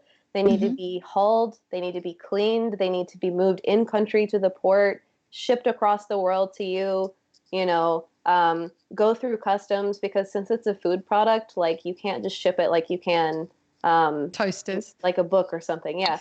Like you have to have different countries do it differently, but you have to have specific paperwork that goes with it. And so it's worth it to have somebody who's knowledgeable in that and does customs brokerage on your side. Then you have to store it, you have to finance it, you have to take it. So there's a lot of pieces along there, and you can absolutely do all of them yourself. However, you will, you won't be able to do it as well unless you have prior experience and you are taking on a great amount of risk.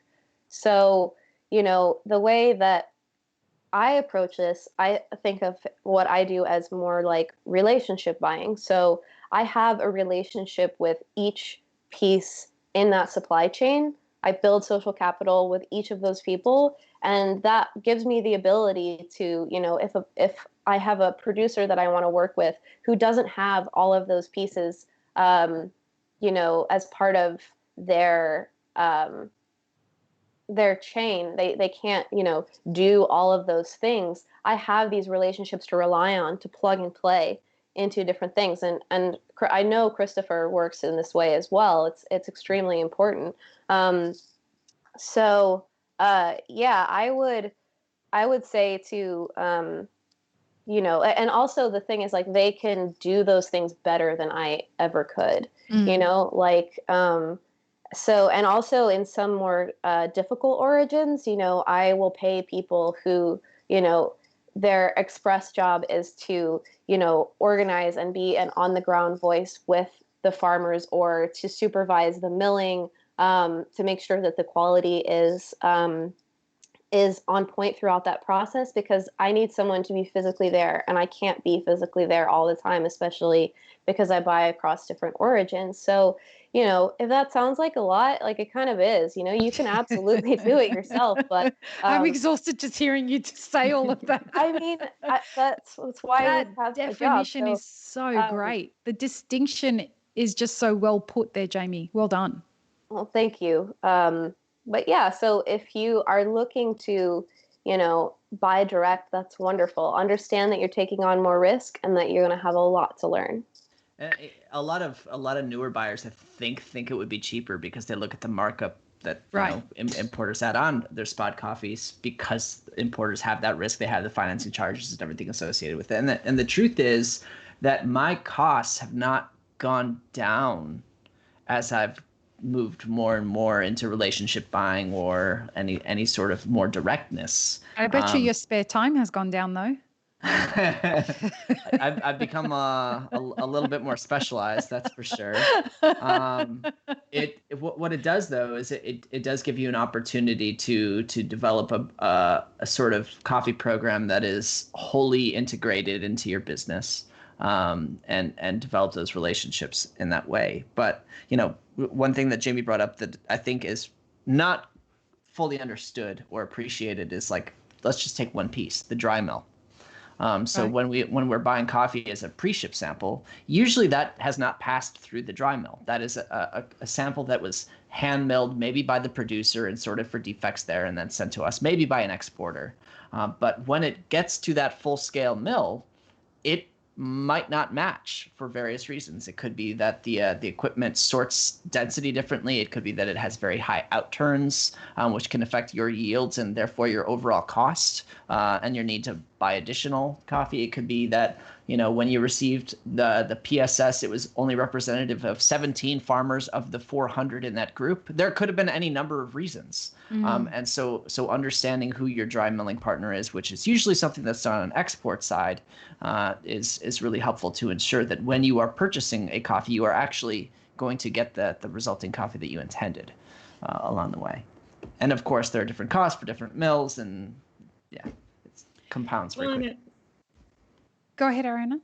I was going to say another option for an incoming roaster to consider, if an established roaster hasn't mitigated and managed risk as well as Jamie and Christopher have, and use those tools, then there's a good chance that there's some, additional contracts, additional beans that that more established roasters would consider to redistribute. And so that might be an option for a roaster that wants to get started, where the product's already here. There are going to be no surprises and additional costs to have to, learn through and stumble over. Over the next couple of days, we're going to be talking about roasting, and we're going to be talking about leadership. And I want us to look at leadership in green sourcing for a second, because you guys, the way that I view what you do is that you are custodians and curators of the green coffee. And that once it gets handed to a roaster, they are the custodian and curator of the kinds of flavors that they're going to produce from that moment on, right? Excuse me. As custodians and curators, there's a heavy kind of focus on leadership in the level of integrity that you bring to what you do. Now, terms like transparency and traceability are bantered around a lot. Mm-hmm. And we have a lot of terms in our industry that we don't have universal definitions for. And those are the kind of things that I'm transparency and traceability are ambiguous terms in that way.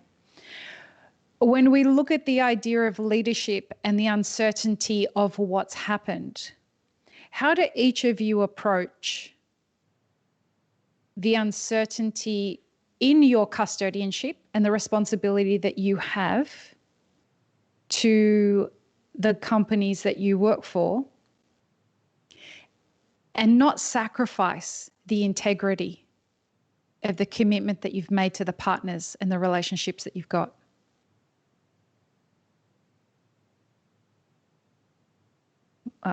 Crickets. Was that a confusing question, or was it just too much? Or it's just complicated. I mean, I don't think it's really any different now than it is at any other time in the business cycle. Like your relationships are your relationships, your contracts are your contracts, and business will go up and down. It just happened to change a lot very quickly for mostly everybody. But there's a distinction, right? There's a distinction of people who shit the bed when all of this happened and just started to scavenge for, oh, fuck, what do we do now? And this is where leadership comes in, right? This is like one of Merit Coffee that Jamie works for. I'm a customer of theirs and they're a customer of mine, not through Map of Forward, through Elixir Specialty Coffee. Knowing the way that Jamie does her job, I had no question that we were still going to be supplied with coffee, first of all. Second of all, I was confident that Jamie, and I'm sorry to talk about you in the third person, Jamie. That's okay. While you're Give here. me lots of compliments. I knew that Jamie wasn't going to compromise the quality of the way that she did business in this situation. As on the other side of my business operations in Map It Forward, I watched very keenly the way that different people shifted and struggled and did shit the bed in a lot of this. And it was fascinating to watch the way that people responded as green buyers and as roasters in this situation. Don't even get me started on the cafe owner side of things. That's for the next 3 days from now, but we'll just stay focused on the green buyer side of things. People, going back to that dragon analogy that I was talking about in the beginning, people either kind of looked up at the dragon and are still looking up at the dragon, or people just said, you know what, I know my eyes are seeing that there's a dragon there, but I can't deal with this right now. I'm just going to walk away and shut everything down. And the defining, I guess, perspective for me in my kind of exploring how different people, like, what's that thing that is allowing people like Jamie to continue and just like shift a little bit but stay on course for what she's doing, versus other people that freaked out and just don't want to accept what's going on. And I think the difference is a couple of things. One, it's that you're not pretending to know what you do. You actually have the experience to do your job, Jamie. And the other thing is leadership. The other thing is the confidence in that. Am I missing something there? Because we've seen a lot of people react very differently to this situation. And we could see just from the questions that were coming in that the industry is in quite the freak out mode. Well, thank you, Lee, for your, complimentary description of me. It's just I'm not nice. I promise you. I'm just honest. Just how it is, Jamie. All right, I'll take it. I'll take it. So, I mean, for me, really, I'm always. I could never have predicted something like COVID, but this is always the way that I'm building my program. And something that you'll notice if you revisit the starting principles that Christopher and I came together on in our presentation is that, in a landscape of uncertainty, which is out of your control, those 4 things are the things that are in your control. So when you come back to them, it doesn't matter where you're at. You can touch on those things at any time. You just like, in life or in business in general, or anything, like, you have to constantly be checking in to know who you are and understand what your mission is. You want to have a game plan, but you have to be flexible, because you want to bend, not break when things like this happen. Like at the end of the day, social capital is the most important thing because, call me a bad capitalist, but it's just, that's what you're going to have when everything falls apart is your trust and your relationships that you've built. And yeah, like, just the simple principle of not overcommitting. It allows you to, my old boss used to say, don't ever overpromise and underdeliver. Always do the opposite. And I really believe that's true. I really, try to take a measured approach with this kind of stuff. That's why I come across as so PC in some of these questions. I'm not always like that. But it's yeah, I mean, like, also just all of those things sort of come into trying to be a good listener. It's sort of a pivot from this question, but one of the most valuable things that I get from traveling to Origin, for example, is just having the ability to sit back and listen and take in information that I didn't even know I needed to take in. So I think that's really true with everything. And of course, I'm surrounded by a great team here at Merit too. And the fact that, all of them approached it with these same values was like super helpful in keeping me stable and keeping me from feeling like the sky was falling, you know? And at the end of the day, like, whether you freak out or don't freak out, there's a lot on the line always. So the less that you kid yourself about that in times when there's not a crisis, the more that you are versatile and flexible when things like this come along. Right. I want to ask you guys now about hard conversations. I imagine that has been in the scope for all three of you. Who are the people you're having hard conversations with right now? Or over the past 8 weeks? I can't believe that this has only been going on 8 weeks, right? But how has that transitioned? You guys being kind of the center point between the back end of the supply chain or the start of the supply chain and the end of the supply chain. The green buyer is typically the person who's kind of the connecting link in all of that, in the warehouse as well. What are some of the hard conversations you've had to had as experienced professionals with both extremes of the value chain? Anyone? I think in our case, the conversations have mostly been just assuring importers and producers that we can continue to receive containers. We haven't had to turn away any containers. We've never turned away a container in 18 years of doing business, regardless of our size or capacity. We have the flexibility to kind of expand and contract as the market requires.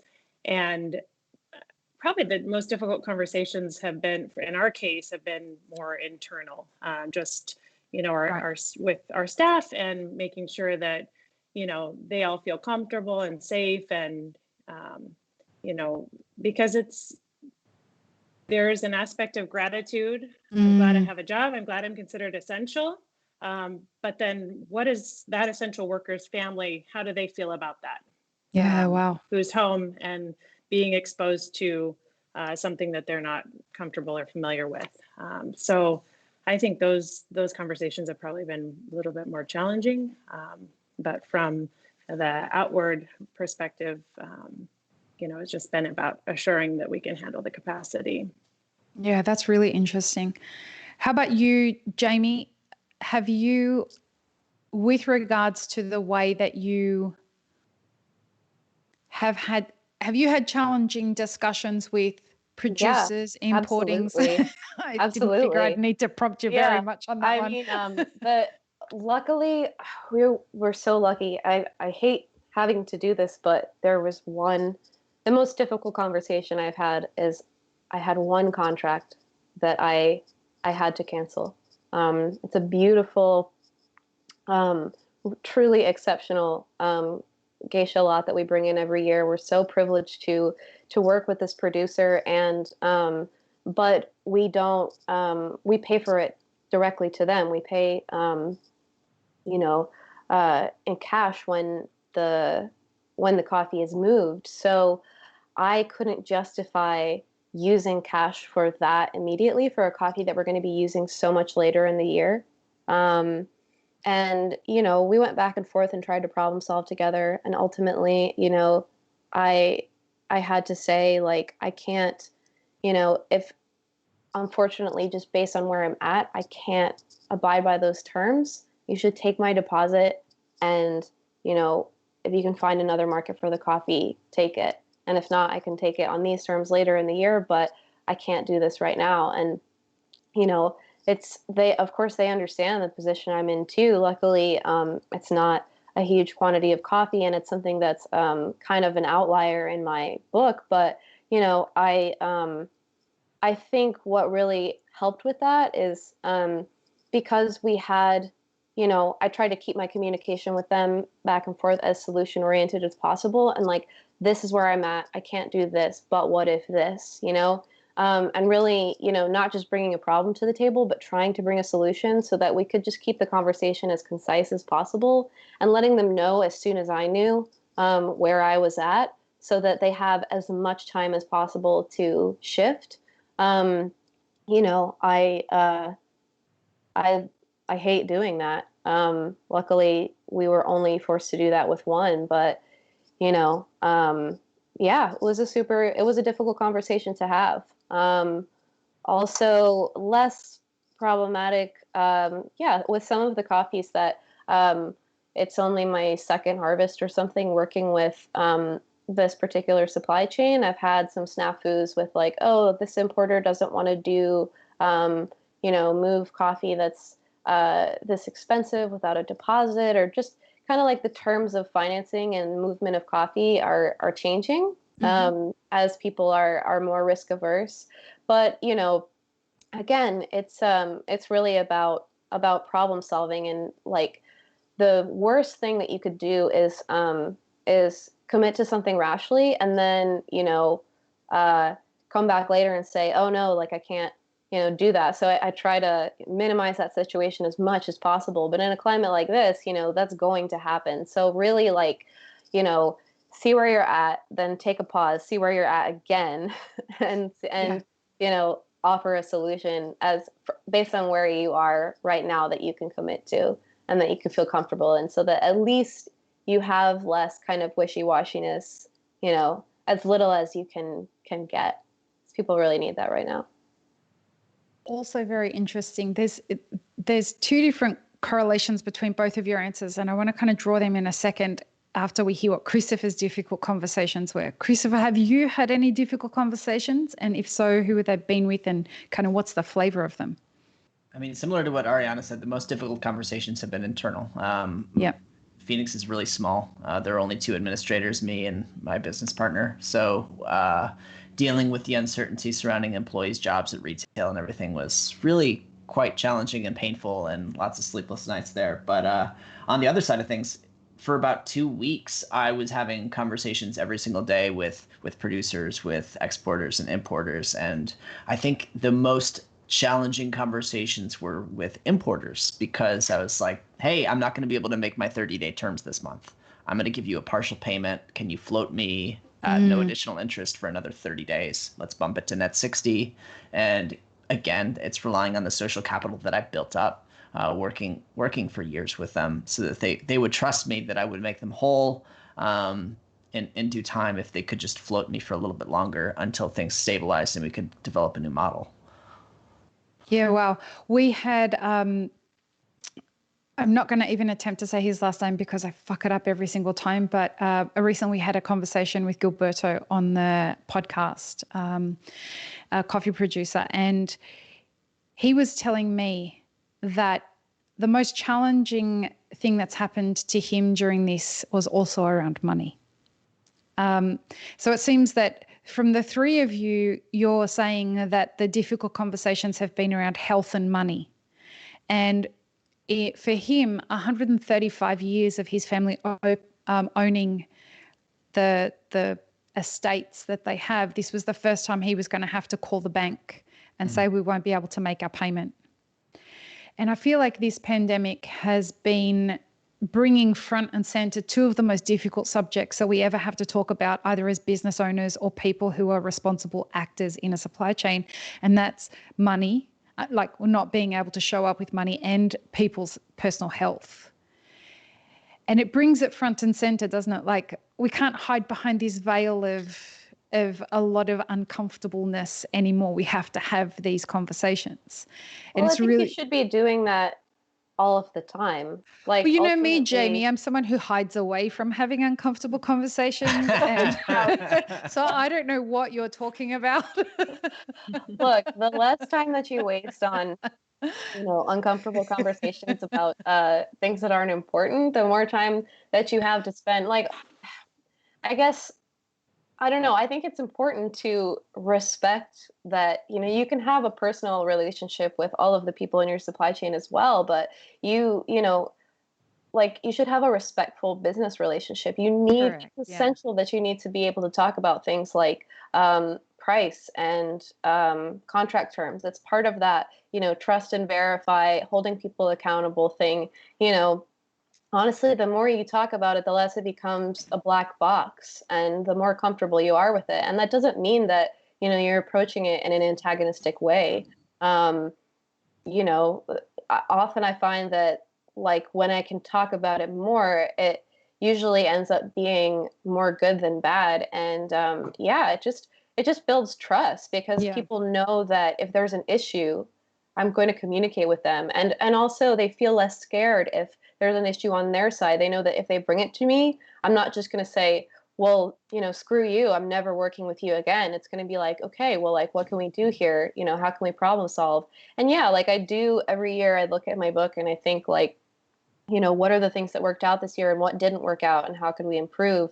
Like, typically for me, I have sort of like a 3 harvest cycle of, like, working with people until I feel like, okay, like, this relationship isn't working out anymore, because that's enough time to kind of allow for people to have the flexibility of a bad harvest, allow for people to make changes to their to what they're doing, or for me to make changes to what I'm doing. And if after that time, like, sometimes it's shorter, sometimes it's longer, if after that time we can't come together on something and create a solution, then yeah, it's okay to say, like, hey, I don't think this is working out. It's not personal, but so yeah, I think, like, I learned very early on in my career to have those uncomfortable conversations. I had a few that were just, terrible, like, truly terrible. It takes practice, doesn't it? It Yeah. takes courage, practice, and that you build those muscles.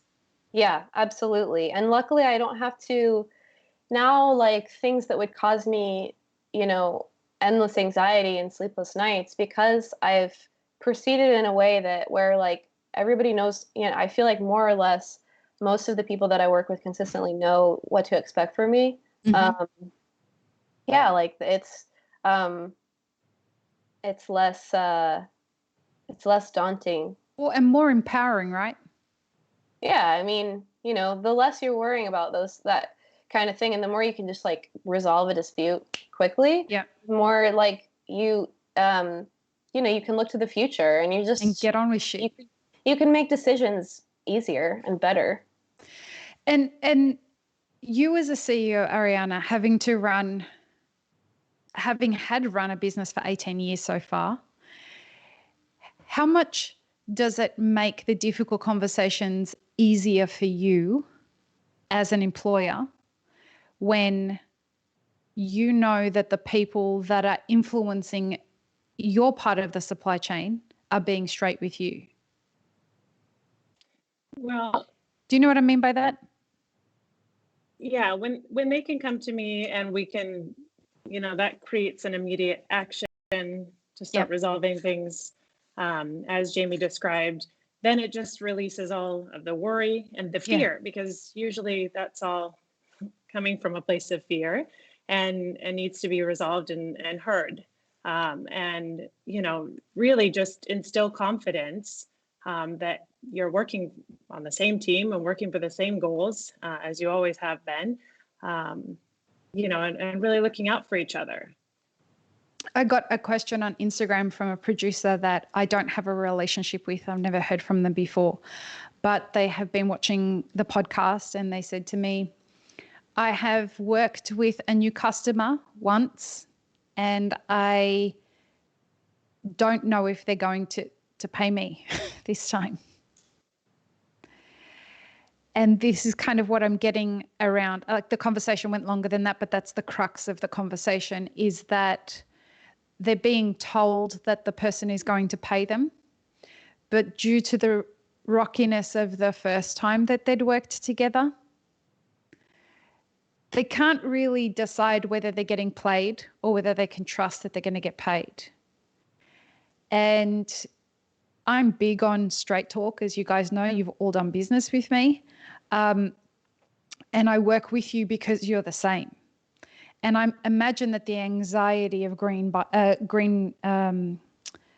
of coffee producers right now is seriously high, because a couple of them have come on the podcast and said, look, we've shipped containers we haven't received payment for, and we're not confident that we're going to get payment.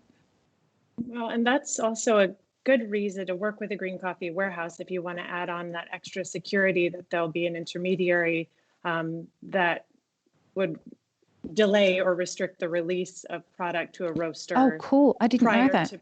To payment. I'm not sure that that people know the extent of what you do, Ariana. I think people that are getting into this, that like people like Jamie and Christopher, who have a ton of experience of doing what they're doing, but as Christopher was saying, there's too many green buyers. Just like, I'm going to add to that controversy, Christopher, there's too many cafe owners, there's too many roasters, but there's not enough people that are doing that well. I would say that if everybody that was doing what they're doing, all the cafe owners and green buyers and roasters and et cetera, were all very good at what they do, we wouldn't be in the predicament as an industry that we're in, and we wouldn't be as easily broken as we are, or as we have been by COVID-19. And that might be, go ahead, Jamie. Oh, no, sorry. I just want to get a little clarification. So Ariana, are you saying that you finance some of your customers? No, we don't finance any customers. Well, if you call payment terms, extending payment terms, I guess we are financing some folks out there. But anyway, aren't we all? But in terms of green importers, you know, if they have stock, you know, whether it's being delivered straight to the roaster or if they're moving it through the warehouse, if it's coming through the warehouse, it at least gives the producer or the importer an opportunity to have that kind of final check. And we can collect if a customer is will calling, so we can collect a check for that importer. You know, and you know, if they're in Honduras and they have an account here, and that can be processed easily and we work it out. I'm not opposed to doing that. We don't have many requests for it, but if it comes down to a situation like this, where it's really the only safety net that that producer has to getting paid, especially if they've had a history of rocky payment with that particular roaster, you know, we can't hold coffee on our own, you know, because we got a tip. And hey, this guy doesn't pay, so you better hold that coffee, and then he'll go buy from another importer. And you know, I can't go and tip off the other importer. We don't get involved in that game, but we do try to, you know, as much as possible, just make sure everyone's being honest with one another and staying accountable, because it's going to come out, it's going to get around, and it's not a good place to be. So. Which is another reason why it's so important just to face that head on. Don't drop communications. Don't hide. You know, when it gets scary and circumstances, at least globally, we're all experiencing this together. So there's a lot of compassion out there. And I would just recommend, don't drop off the map. Don't hide. Have the hard conversations. Yeah. Have the hard conversations. It's so worth it. One thing that's important to recognize here in that situation, though, is that there's a power differential. So anytime you have someone who wields less power in any sort of situation, whether it's, you know, a barista talking to a cafe owner or a coffee producer talking to a green buyer or importer or whatever, it kind of changes the nature of what a direct conversation looks like, because the tolerance has changed. Absolutely. And you know, I've had, when I was a younger buyer, less experienced, there were a lot of times that I was trying to do the right thing, and I would be talking to a producer, and I didn't realize that they didn't know if they were making money. Right. I thought I was offering a fair price, but neither of us really had the context to understand what that looked like. So even though I thought we were communicating openly and directly, there's some nuance there. And so it can be very difficult or uncomfortable, especially in this situation, for a producer to say, hey, you didn't pay me last time. I feel uncomfortable selling to you, because that places them in peril. Which is why they come to somebody like me, because I clearly have direct conversations with people, and they're expecting that, could you maybe go and talk to this person? Well, I won't do that, but what I will do is help coach someone how to have a conversation like that. And for anybody, go ahead, Christopher. I want to say something to coffee buyers who might be listening. Like if you're Yeah. going to engage in any sort of contracting, have your financing lined up from the get-go, or at least understand what the risks are, so that like if you do pay a producer directly, you know what you can do, what other moves you can make to help support them and give them some sort of security or out, so that they can move that asset that has value. Right. And don't just leave them high and dry. That's your responsibility. And what this moment really shows us is where there are gaps in the knowledge base for each of us. I won't talk about it as the whole. Let's look at personal responsibility, and we will be addressing this hardcore on day 3 in the leadership workshop. Anyone who's turning up and thinks that they're going to get a virtual hug during that presentation probably shouldn't come.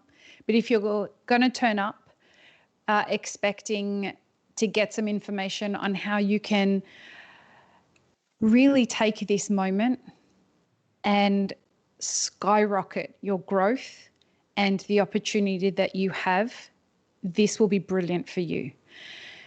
Because this situation has exposed for each of us where our knowledge gaps are, both our emotional intelligence and our intellectual intelligence. And some people have run from this and gone, I don't want to see it. I don't want to see that I feel anxious. I don't want to see that I don't understand how to do X, Y, and Z. Whereas other people are moving towards that fear and saying, all right, so I don't know how to have conversations with people about the fact that I can't pay right now. There has never been a better time for you to approach the uncertainty of how to have those conversations, because everyone, like Ariana was saying, everyone's got compassion for you right now. Everyone's in the same boat. This is the time to practice building those muscles, right? So if you can't pay for something, having a discussion with them and saying, this is the situation, can we come up with a plan? Nothing is binary. There is so much gray area in all of this. There are so many potential solutions that new ways of doing business are absolutely going to come out of this situation. And it's about stepping into the uncertainty of it so that you give the uncertainty the opportunity to birth new ideas and new ways and new strategies and relationships and all of that, right? Yeah, I mean, the other part of it too is that like you're gonna have to deal with it eventually, so you might as well deal with it now before it gets worse. Also, on the other side, really, like, of course, looking where you need to make sacrifices, but also assessing yourself and seeing, where am I flexible and how can I be there for the people that I work with, and kind of like knowing where you stand on that in the get-go. You're going to have people coming to you asking for that same type of flexibility, and knowing where and when you can give it is really powerful because yeah, it builds trust. Yep. When it comes to origin countries, which are the ones that are going to be, this is a huge, broad question, and you can take it in whatever direction you want. But what origins are going to be most affected by this pandemic over the next 12 months? I mean, I think that is really tough to say, just because every supply chain is so different. Mm-hmm. They're all going to be impacted, but in different ways. It was a question that kept coming in. Go ahead. No, Sorry. please, Ariana, go ahead. Oh, I was going to say I'm quite concerned about Peru because it was one of the few countries that I learned about that was where coffee wasn't deemed essential for quite some time. Okay. And the labor shortage there is leaving, from what I've heard, 75% of the crop unharvested. Wow. So I would say, Peru is a huge supplier, and that's quite concerning. That information came from the Inter-American Coffee COVID ticker. I don't know if you all subscribe to that. Yeah, it's a good one. Yeah. Might as well give the source. So thanks. Yeah. That. So Peru is one of them. We've been, what we keep hearing about is that the shift in how different origin countries are going to experience 4 different things. So how they're going to experience logistical problems, their engagement with the US dollar, how that's going to affect things, how the health ramifications are going to affect them, and what the sea market is going to do. Do you guys agree with those things? Do you disagree that they're the 4 things that are going to shift a lot of it? Are there other considerations that you think are going to determine how different origins are going to be affected? No, I'd say that those are the major 4 considerations, but I think you could even simplify it down to the idea that where a country's stability was before this crisis is going to be exacerbated in an exponential way by this problem. So yeah, like countries that generally have a more stable supply chain or more stable infrastructure are going to have an easier time recovering, whereas others are going to have just domino effects on domino effects. And so like really I think that the landscape is kind of going to generally be the same. It's just that the extremity of how difficult these issues are is going to be amplified. So like for example, like Ethiopia is a notoriously difficult supply chain to work in. I don't Is that think it's because of going to get any political easier. reasons? It's a huge mix of things. Political reasons, the market structure, the market dynamics, the key players, moving coffee, language. I mean, on and on and on. But yeah, I don't think that COVID is going to make any of those things any easier. In fact, I don't think it's going to be like a flat kind of application, like a flat effect. Like it'll probably, if I had to venture a guess, it'll probably make it like exponentially more difficult to work in a place like that. So yeah, I mean, just to go back to COVID creating more of an environment of risk aversion, I think that people are going to be betting on generally more stable origins because of that fact. I'm pretty worried about the fragility of Central American supply chain. I think back to the crisis in a decade ago, the Roya crisis, which really was precipitated by the global financial crisis and an inability to. I mean, it disrupted the finance system and currency exchange markets and agribusiness, so the ability to get fertilizers, inputs, fungicides, pesticides, and then we had a mutation of Roya that basically ran rampant. And so Sounds like a bit of a virus I've heard of. Yeah, something like that. But I do wonder if this is going to compound some of those effects in the next 3 or 4 years, in places that were just recovering from the last time. I see where you're going with that. Yeah, so I'm if you have a little to worried keep about that. Harvest on the tree as well, like the maintenance that can't be done to the plants, now in the last several months and within the next few months is going to have ripple effects on the health of the coffee plants and the coffee supply for years. Broca and so yeah. Well, the coffee price crisis that was happening that started to hit its peak at the beginning of 2019 and continued the whole way through that. With the conversations that we were having on the podcast, what we were hearing again and again and again was that estates that had been in families for a couple of generations, they were still carrying a lot of the debt from the previous price crises and from financial crashes and from a whole bunch of stuff. So they just as you were saying, Christopher, just as they were starting to get their heads above, some chance at having their head above water, the price crisis hits.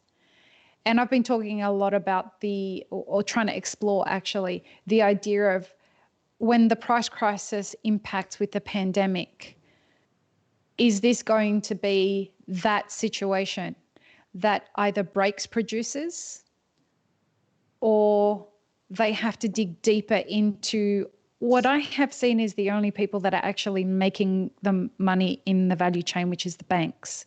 Are they going to have to dig deeper into that relationship and take loans at 30 to 50% and just burden their family estates even further? Is that the kind of reality you think we're looking at right now from a financial perspective?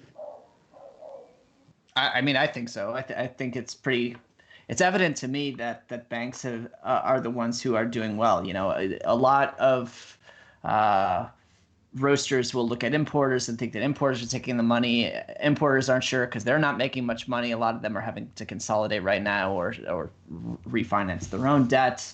And so it's like, all right, if you look at it, if a producer sells to an exporter that is financed by a bank, that's in the local currency, but then it gets exchanged to USD at the time it's transacted a few months later. There's a currency manipulation there, so you can hedge with that. Then the importer buys the coffee, but they're not actually paying cash for it. It's on line of credit, which is either trade financing through an exporter or it's through a bank. Then it comes to a warehouse. The warehouse releases it to a roaster who is financing it from their bank, which is connected to a whole conglomeration of global financial industries.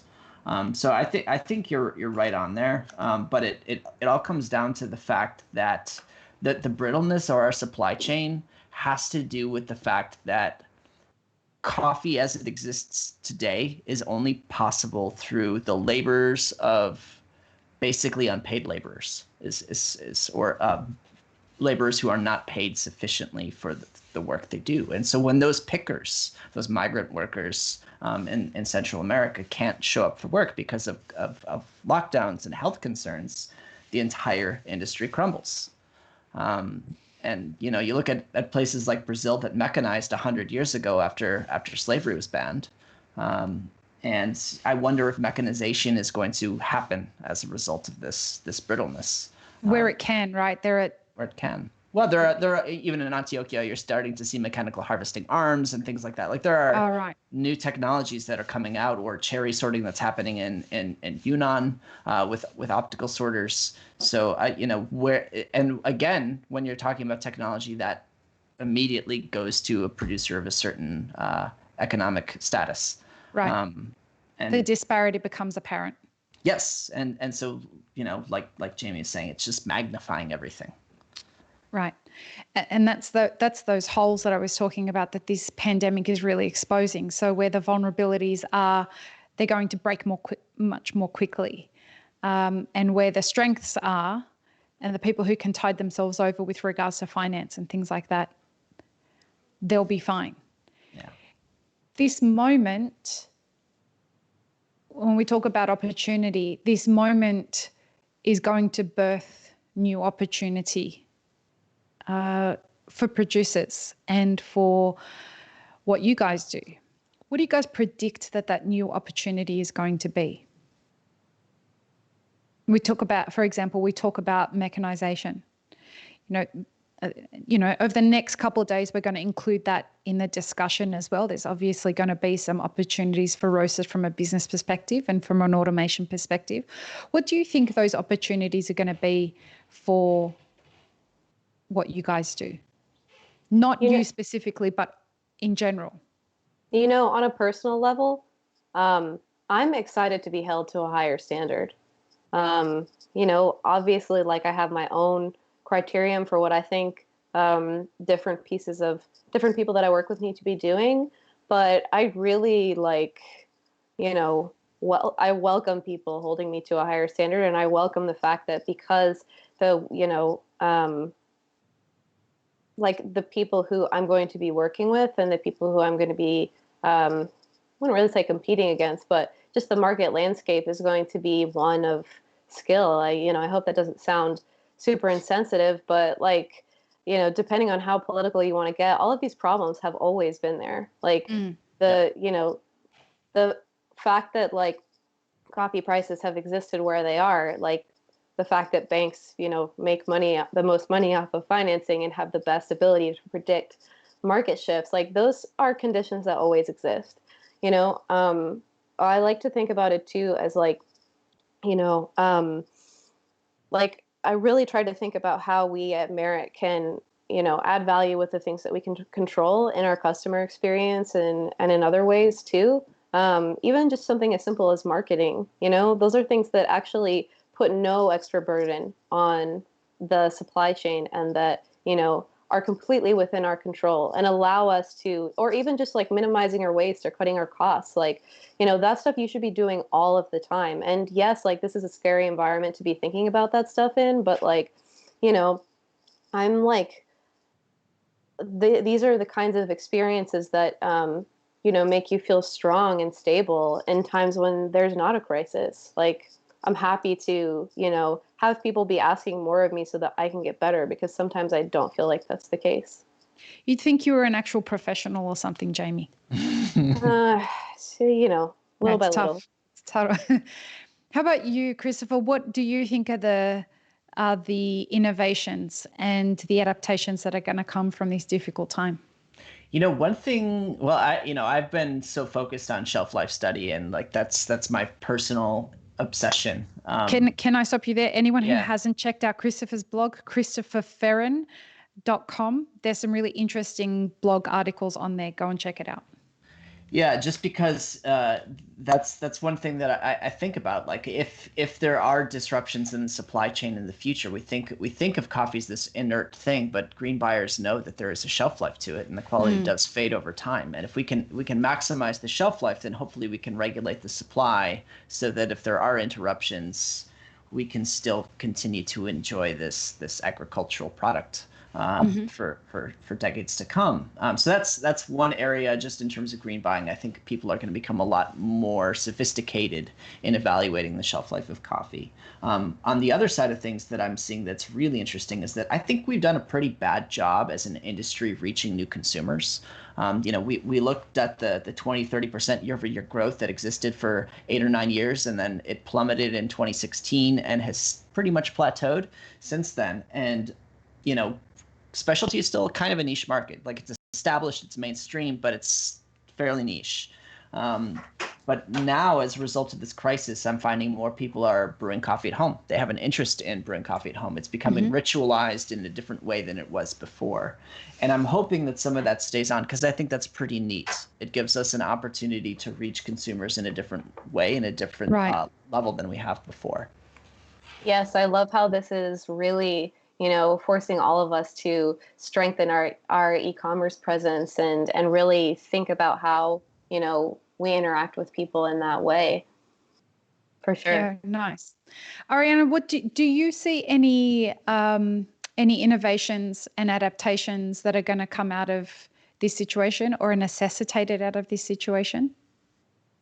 Well, I think it's just accelerated things that were already in the works in many cases. As far as distribution, we've had some conversations, about just how can we get creative, maybe breaking down full bags, doing more of that for smaller roasters that may not be able to commit to a full bag's worth of green coffee, and also kind of meet the shipping minimums so that we can, just create a very efficient distribution for them. So I just welcome, whether you're an importer or a small roaster or looking to get into the industry, reach out and let's have the conversation because there's a lot of creativity to be had.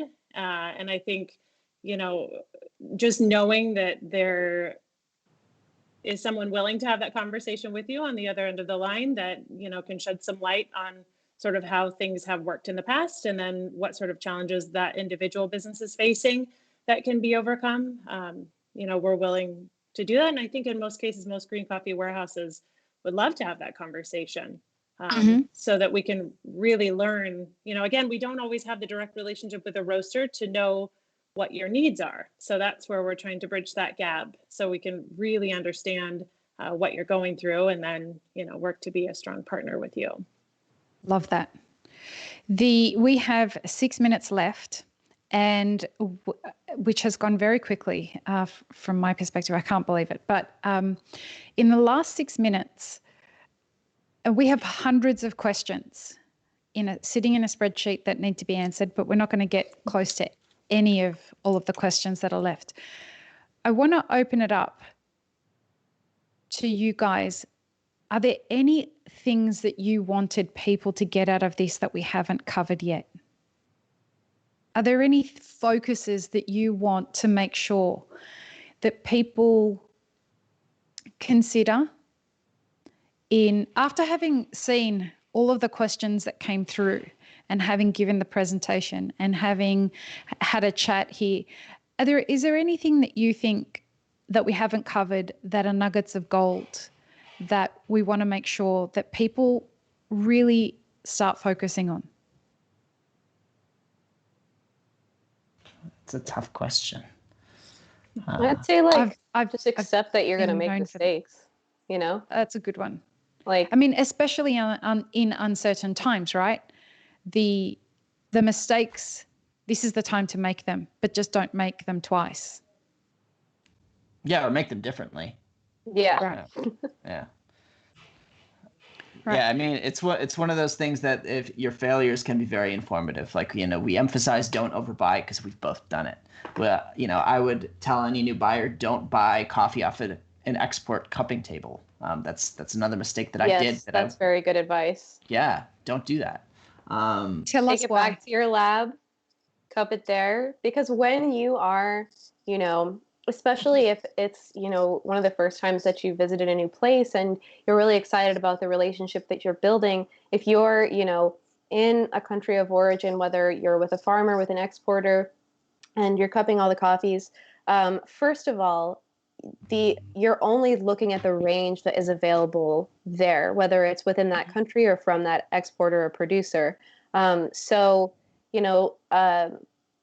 For better or worse, cupping is super subjective and really dependent on your environment. So you're gonna, your scale is really based around the other cuppings that you've been doing during that time. Right. Whereas like when you're at home, you're cupping all of your offerings from many different origins, and you can understand how they fit against each other. Yeah. And then, of course, there's the physical considerations, like you're using different water. It's been sample roasted by someone else, at a different altitude. Exactly. At a different altitude. There's different factors. Like, I think Christopher and I both use cuppings at origin as more of sort of like a weeding out, or like a general idea to get a small sample set to bring back to our own labs in our home countries. And try them there. And I guess also just a third thing is that, you kind of have a little bit of a glow around everything when you're away from home, and especially if it's a new experience for you, and you're going to really, you'll be affected by the experience emotionally, and it's not a bad thing, but it's important to get the perspective of, taking it home. And anybody who, you shouldn't experience too much pushback if you ask to do that. Like, obviously it's, it's less risk for the people at origin if they know you're going to buy it right away off the table. But ultimately, like, you want the program to be strong for many years. So like you want to, like if you say like, no, I'm going to take this back, and you get it back and you cup it in a timely manner when you get home and stuff, and you have that communication quickly, then like, yeah, it's so much better. Oh, that's a green buyer etiquette that I wanna mention. Always give feedback on your cupping to your importer, to your producer, whoever. It's part of the conversation so that you can calibrate against each other and get better at this as time goes on. Yeah, there's that whole relationship thing again. Yeah, absolutely. And if somebody sends you samples unsolicited and you can't cup them, or it just for whatever reason, like, based on the price point or whatever, that it's not really even going to be an option for you, then send them a quick note and just let them know, hey, I'm not going to be able to get to this, or like, thank you for sending this to me, but I'm good right now. there's Yeah. those direct conversations that are uncomfortable again. But Well, Jamie, and whether, the reason I say that is because unless we mention here as a group of people that are respected by people, unless we can outwardly say these are difficult conversations for everybody. They're not just difficult conversations for somebody that experiences anxiety or somebody who's inexperienced or anything like that. They're just generally uncomfortable conversations. And by saying that out loud, that gives people who haven't stepped into the courage of having those conversations, it gives them permission to know that I'm not the only person that thinks it's difficult to have this conversation. You know what I'm saying? I mean, it's can be pretty difficult, but like, you know, get better. when you have also just like when you know what your boundaries are for quality, for price, whatever, then like you can just point to the boundary. You don't have to say like your coffee sucks. That's why I don't want to buy it. You know, I never say that, you know? Well, let's hope that people aren't talking to people like. And it's not a personal evaluation of someone. You know, you should always like use a measure of tact. But Yep. like, yeah, like if you say yes to everything and you can't set those boundaries, then as a green buyer, especially with a quality focused program, you're going to find yourself with a lot of coffee that you can't do anything with, and you just become your lineup becomes diluted, and you can't, you know, people will want to work with you more if you know, are easy to work with, but you have a high standard. I mean, at least I hope so. That's what I tried to do. So maybe nobody wants to work with me because of that. I think there well, are and a I few think if people you that want to frame, work with you. Go ahead, I think if Mariana. you, oh yeah, sorry. I think if you frame it as, you know, really seeking truth and seeking the details just to gain a better understanding, and, you know, it really kind of can take away that difficulty and the challenge aspect of it, because that's what we're all here working towards, understanding the truth of what's being presented to us. And so, you know, from our perspective, whether you're entering into a long-term contract or just making a spot buy, ask your importer or supplier is being warehoused, and don't be afraid. And if you don't know the questions to ask, contact us and we'll help you, you know, coach you through that, so that, you know, again, there'll be no surprises along the way, and you'll know that you're also, you know, being matched up with supply chain partner here at least in the Pacific Northwest that you can, you know, work with and depend on, and you know, rely on in any situation. I guess the important part about what you just said goes to the core of a big reason why I wanted to do this 3-day event, Ariana, is because if we look at something that Christopher said, how brittle the supply chain is, doing what you just suggested only goes to strengthening all of the different stakeholders along the supply chain, right? And that should be the objective of all of us in this. How do we strengthen the quality of the value chain that we're a part of? Because then it has more value, right? Definitely. A question just came through on the chat that I want to ask you guys. And this is because this was one of the most asked questions. And Christopher and Jamie, you and I spoke about this when we were kind of throwing around ideas for how we were going to approach today's presentation. So the question is, what would you say is the best way to start a new relationship with a producer for the first time? So before you answer, I would like you to make the distinction in how you would have answered that before versus how you would answer that now in COVID. Which one of you brave souls wants to approach the beginning of the answer to this? Because I know that there are a lot of emotions around this particular thing right now with all of us, because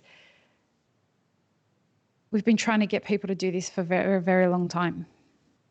Not really. You should approach this stuff with a caution and a strong investment mindset anyway.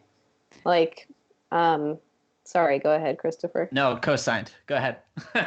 Co-signed. I like that. Yeah, like, you know, I don't think that how to do it has changed. It's just that, how, willing people are to take a risk is, kind of makes everything go a little bit less smoothly.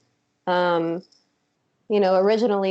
this whole talk was going to be about how to create supply chains and how to create new relationships with producers. And we, pivoted pretty drastically to really like the conversation being, how do you maintain the commitments that you have? How do you build a program where you can do that? So, I mean, if I were to give like a step-by-step of how to start a relationship with a new producer in any climate, it's just, all of these are just going to be like, maybe you put a little bit more effort into each step, in this current climate. So yeah, first of all, like, you find a producer that you want to buy from. You want to know as much as you can about them. Like, obviously, you want to be respectful. You don't, there is definitely a power differential, because even in this current climate, it's a buyer's market. So, be responsible. But yeah, it's just like, how much coffee do you produce? Basic questions like, what types of varieties are you working with? What does your processing look like? Like, how far along the processing chain can you get the coffee? Like, are you drying it yourself? And then you want to find out who their partners have been. Like, have they ever exported coffee before? Have they ever dry milled coffee before? Because then you're kind of like getting the landscape of which pieces you're going to have to put together. And, like we've worked with people who, are all the way down to the point where like they're just selling cherry, and we have to put together every piece of the supply chain between them. And that, really requires kind of more of a network. So, like, really, to distill it, I guess, know the producer as much as you can. Like, decide how much risk you are personally willing to take with them. So maybe if you have some doubts, or even if it's just the first year, you just want to commit to a smaller volume, and then understand what pieces of the supply chain you're going to have to put together to get from that producer to you, and start slow. What's the viability of that being something that eventuates into coffee ending up in your roastery right now? I would just like to say that it'd be great to start with, to find out if they have any stocks currently in the U.S., because it's very That's where I was going. Already working with an importer and have product available. So if you kind of go the back way, and then you could be pleasantly surprised. So ask that up front. Well, yeah, that would be like best case scenario. Like, they an established supply chain that they like working with. I'm talking about yes.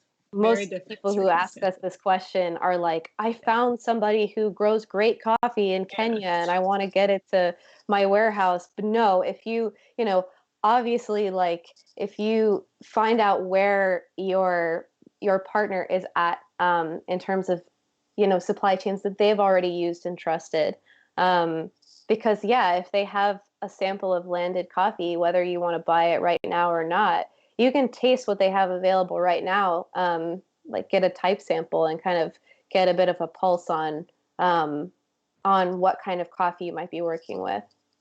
And if that supply chain's already established, like, they're already working with an importer to get the coffee here, chances are, even if you want something differentiated, you want some day lot or you want some separation, you can consolidate on the container that is already moving to the US next time or something. It's but I get contacted a lot on Instagram or WhatsApp from producers who don't want to work with the association anymore, want to work more directly, and they ask if I will buy their coffee. And it's maybe one time I've ever gotten it done in a single year. It's a very long process. Right. And in this current climate, that's likely to be extended, given a lot of the logistical challenges that are happening. I'm much more likely to introduce them to a responsible export partner or import partner who might be willing to take them on.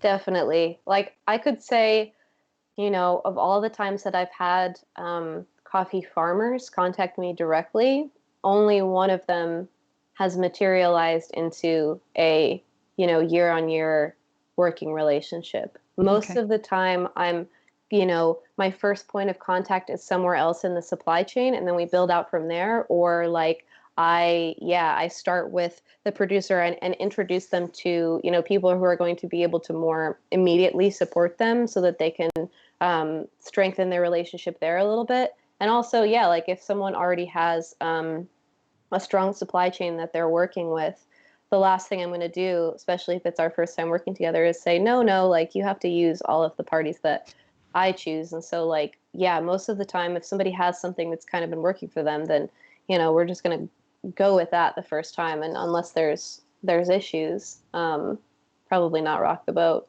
Okay. So for everyone that's tuning in, of the hundreds of tickets that were purchased for this event, on behalf of all of you, I'm going to thank Ariana, because Ariana paid for all of your tickets to this event. And it is because of the relationships that we've all built with each other that this could happen. And Ariana, from the first time that I met you, it has just been a joy to be your friend and to be a colleague. And I'm super grateful of what you do for the industry and to the intention that you bring with what you're doing. So thank you for being the reason that we could all attend for free. And it's really important for us to have people like you in this industry at this time, that even when your business is experiencing the same kind of change and disruption as everybody else, when I gave you a call and said, hey, listen, we're going to think of taking this online, do you still want to support the event? The response was absolutely. So thank you. Yeah, you're welcome. No, we so appreciate everything that you're doing to engage our coffee community. This is so important. We all need this nourishment and interaction, and it's wonderful to be a part of it. Thank you. Thank you. And Jamie and Christopher, I know that I've sung your praises already, but having now gone through this workshop and listened to what you were talking about, and for anyone who was watching that wasn't aware of how badass the two of these people are, that's the only word I say in American. That and a word that I won't even say on here. But I know that's hilarious, isn't it? But when I say it, it sounds like I'm from the South, so I don't want to embarrass myself. But I'm a proud friend of the both of you, of all three of you, but having seen the content that you delivered today, it just makes me that much more proud to put you in front of our audience and say, you need to listen to these people. You need to take their guidance. I'm going to be driving over the next 10 years, driving really hard that people need to get mentors, either mentors they engage deliberately or mentors that they have from afar. The three of you are people who I am honored to say are mentors to the Map It Forward audience. And so thank you for what you do for the industry. It means the world. Thank you. Thanks, Lee. Thanks for the opportunity. Thank you, Lee. It's a pleasure. And so for everyone that's watching, if you haven't registered for tomorrow's workshop or on the day after that, so tomorrow is roasting, the day after that is on leadership. These 3 days are a real package of the new coffee industry as it's been affected by COVID-19. And when I say as it's been affected by COVID-19, what I mean by that is this has provided us with the opportunity to fix a lot of the broken shit that is in our industry. And we got to take it. And I'm not going to let the opportunity pass without us pointing out exactly where the gaps are and the holes are. And we're going to have some really difficult conversations over the next few days. But they're going to be fantastic.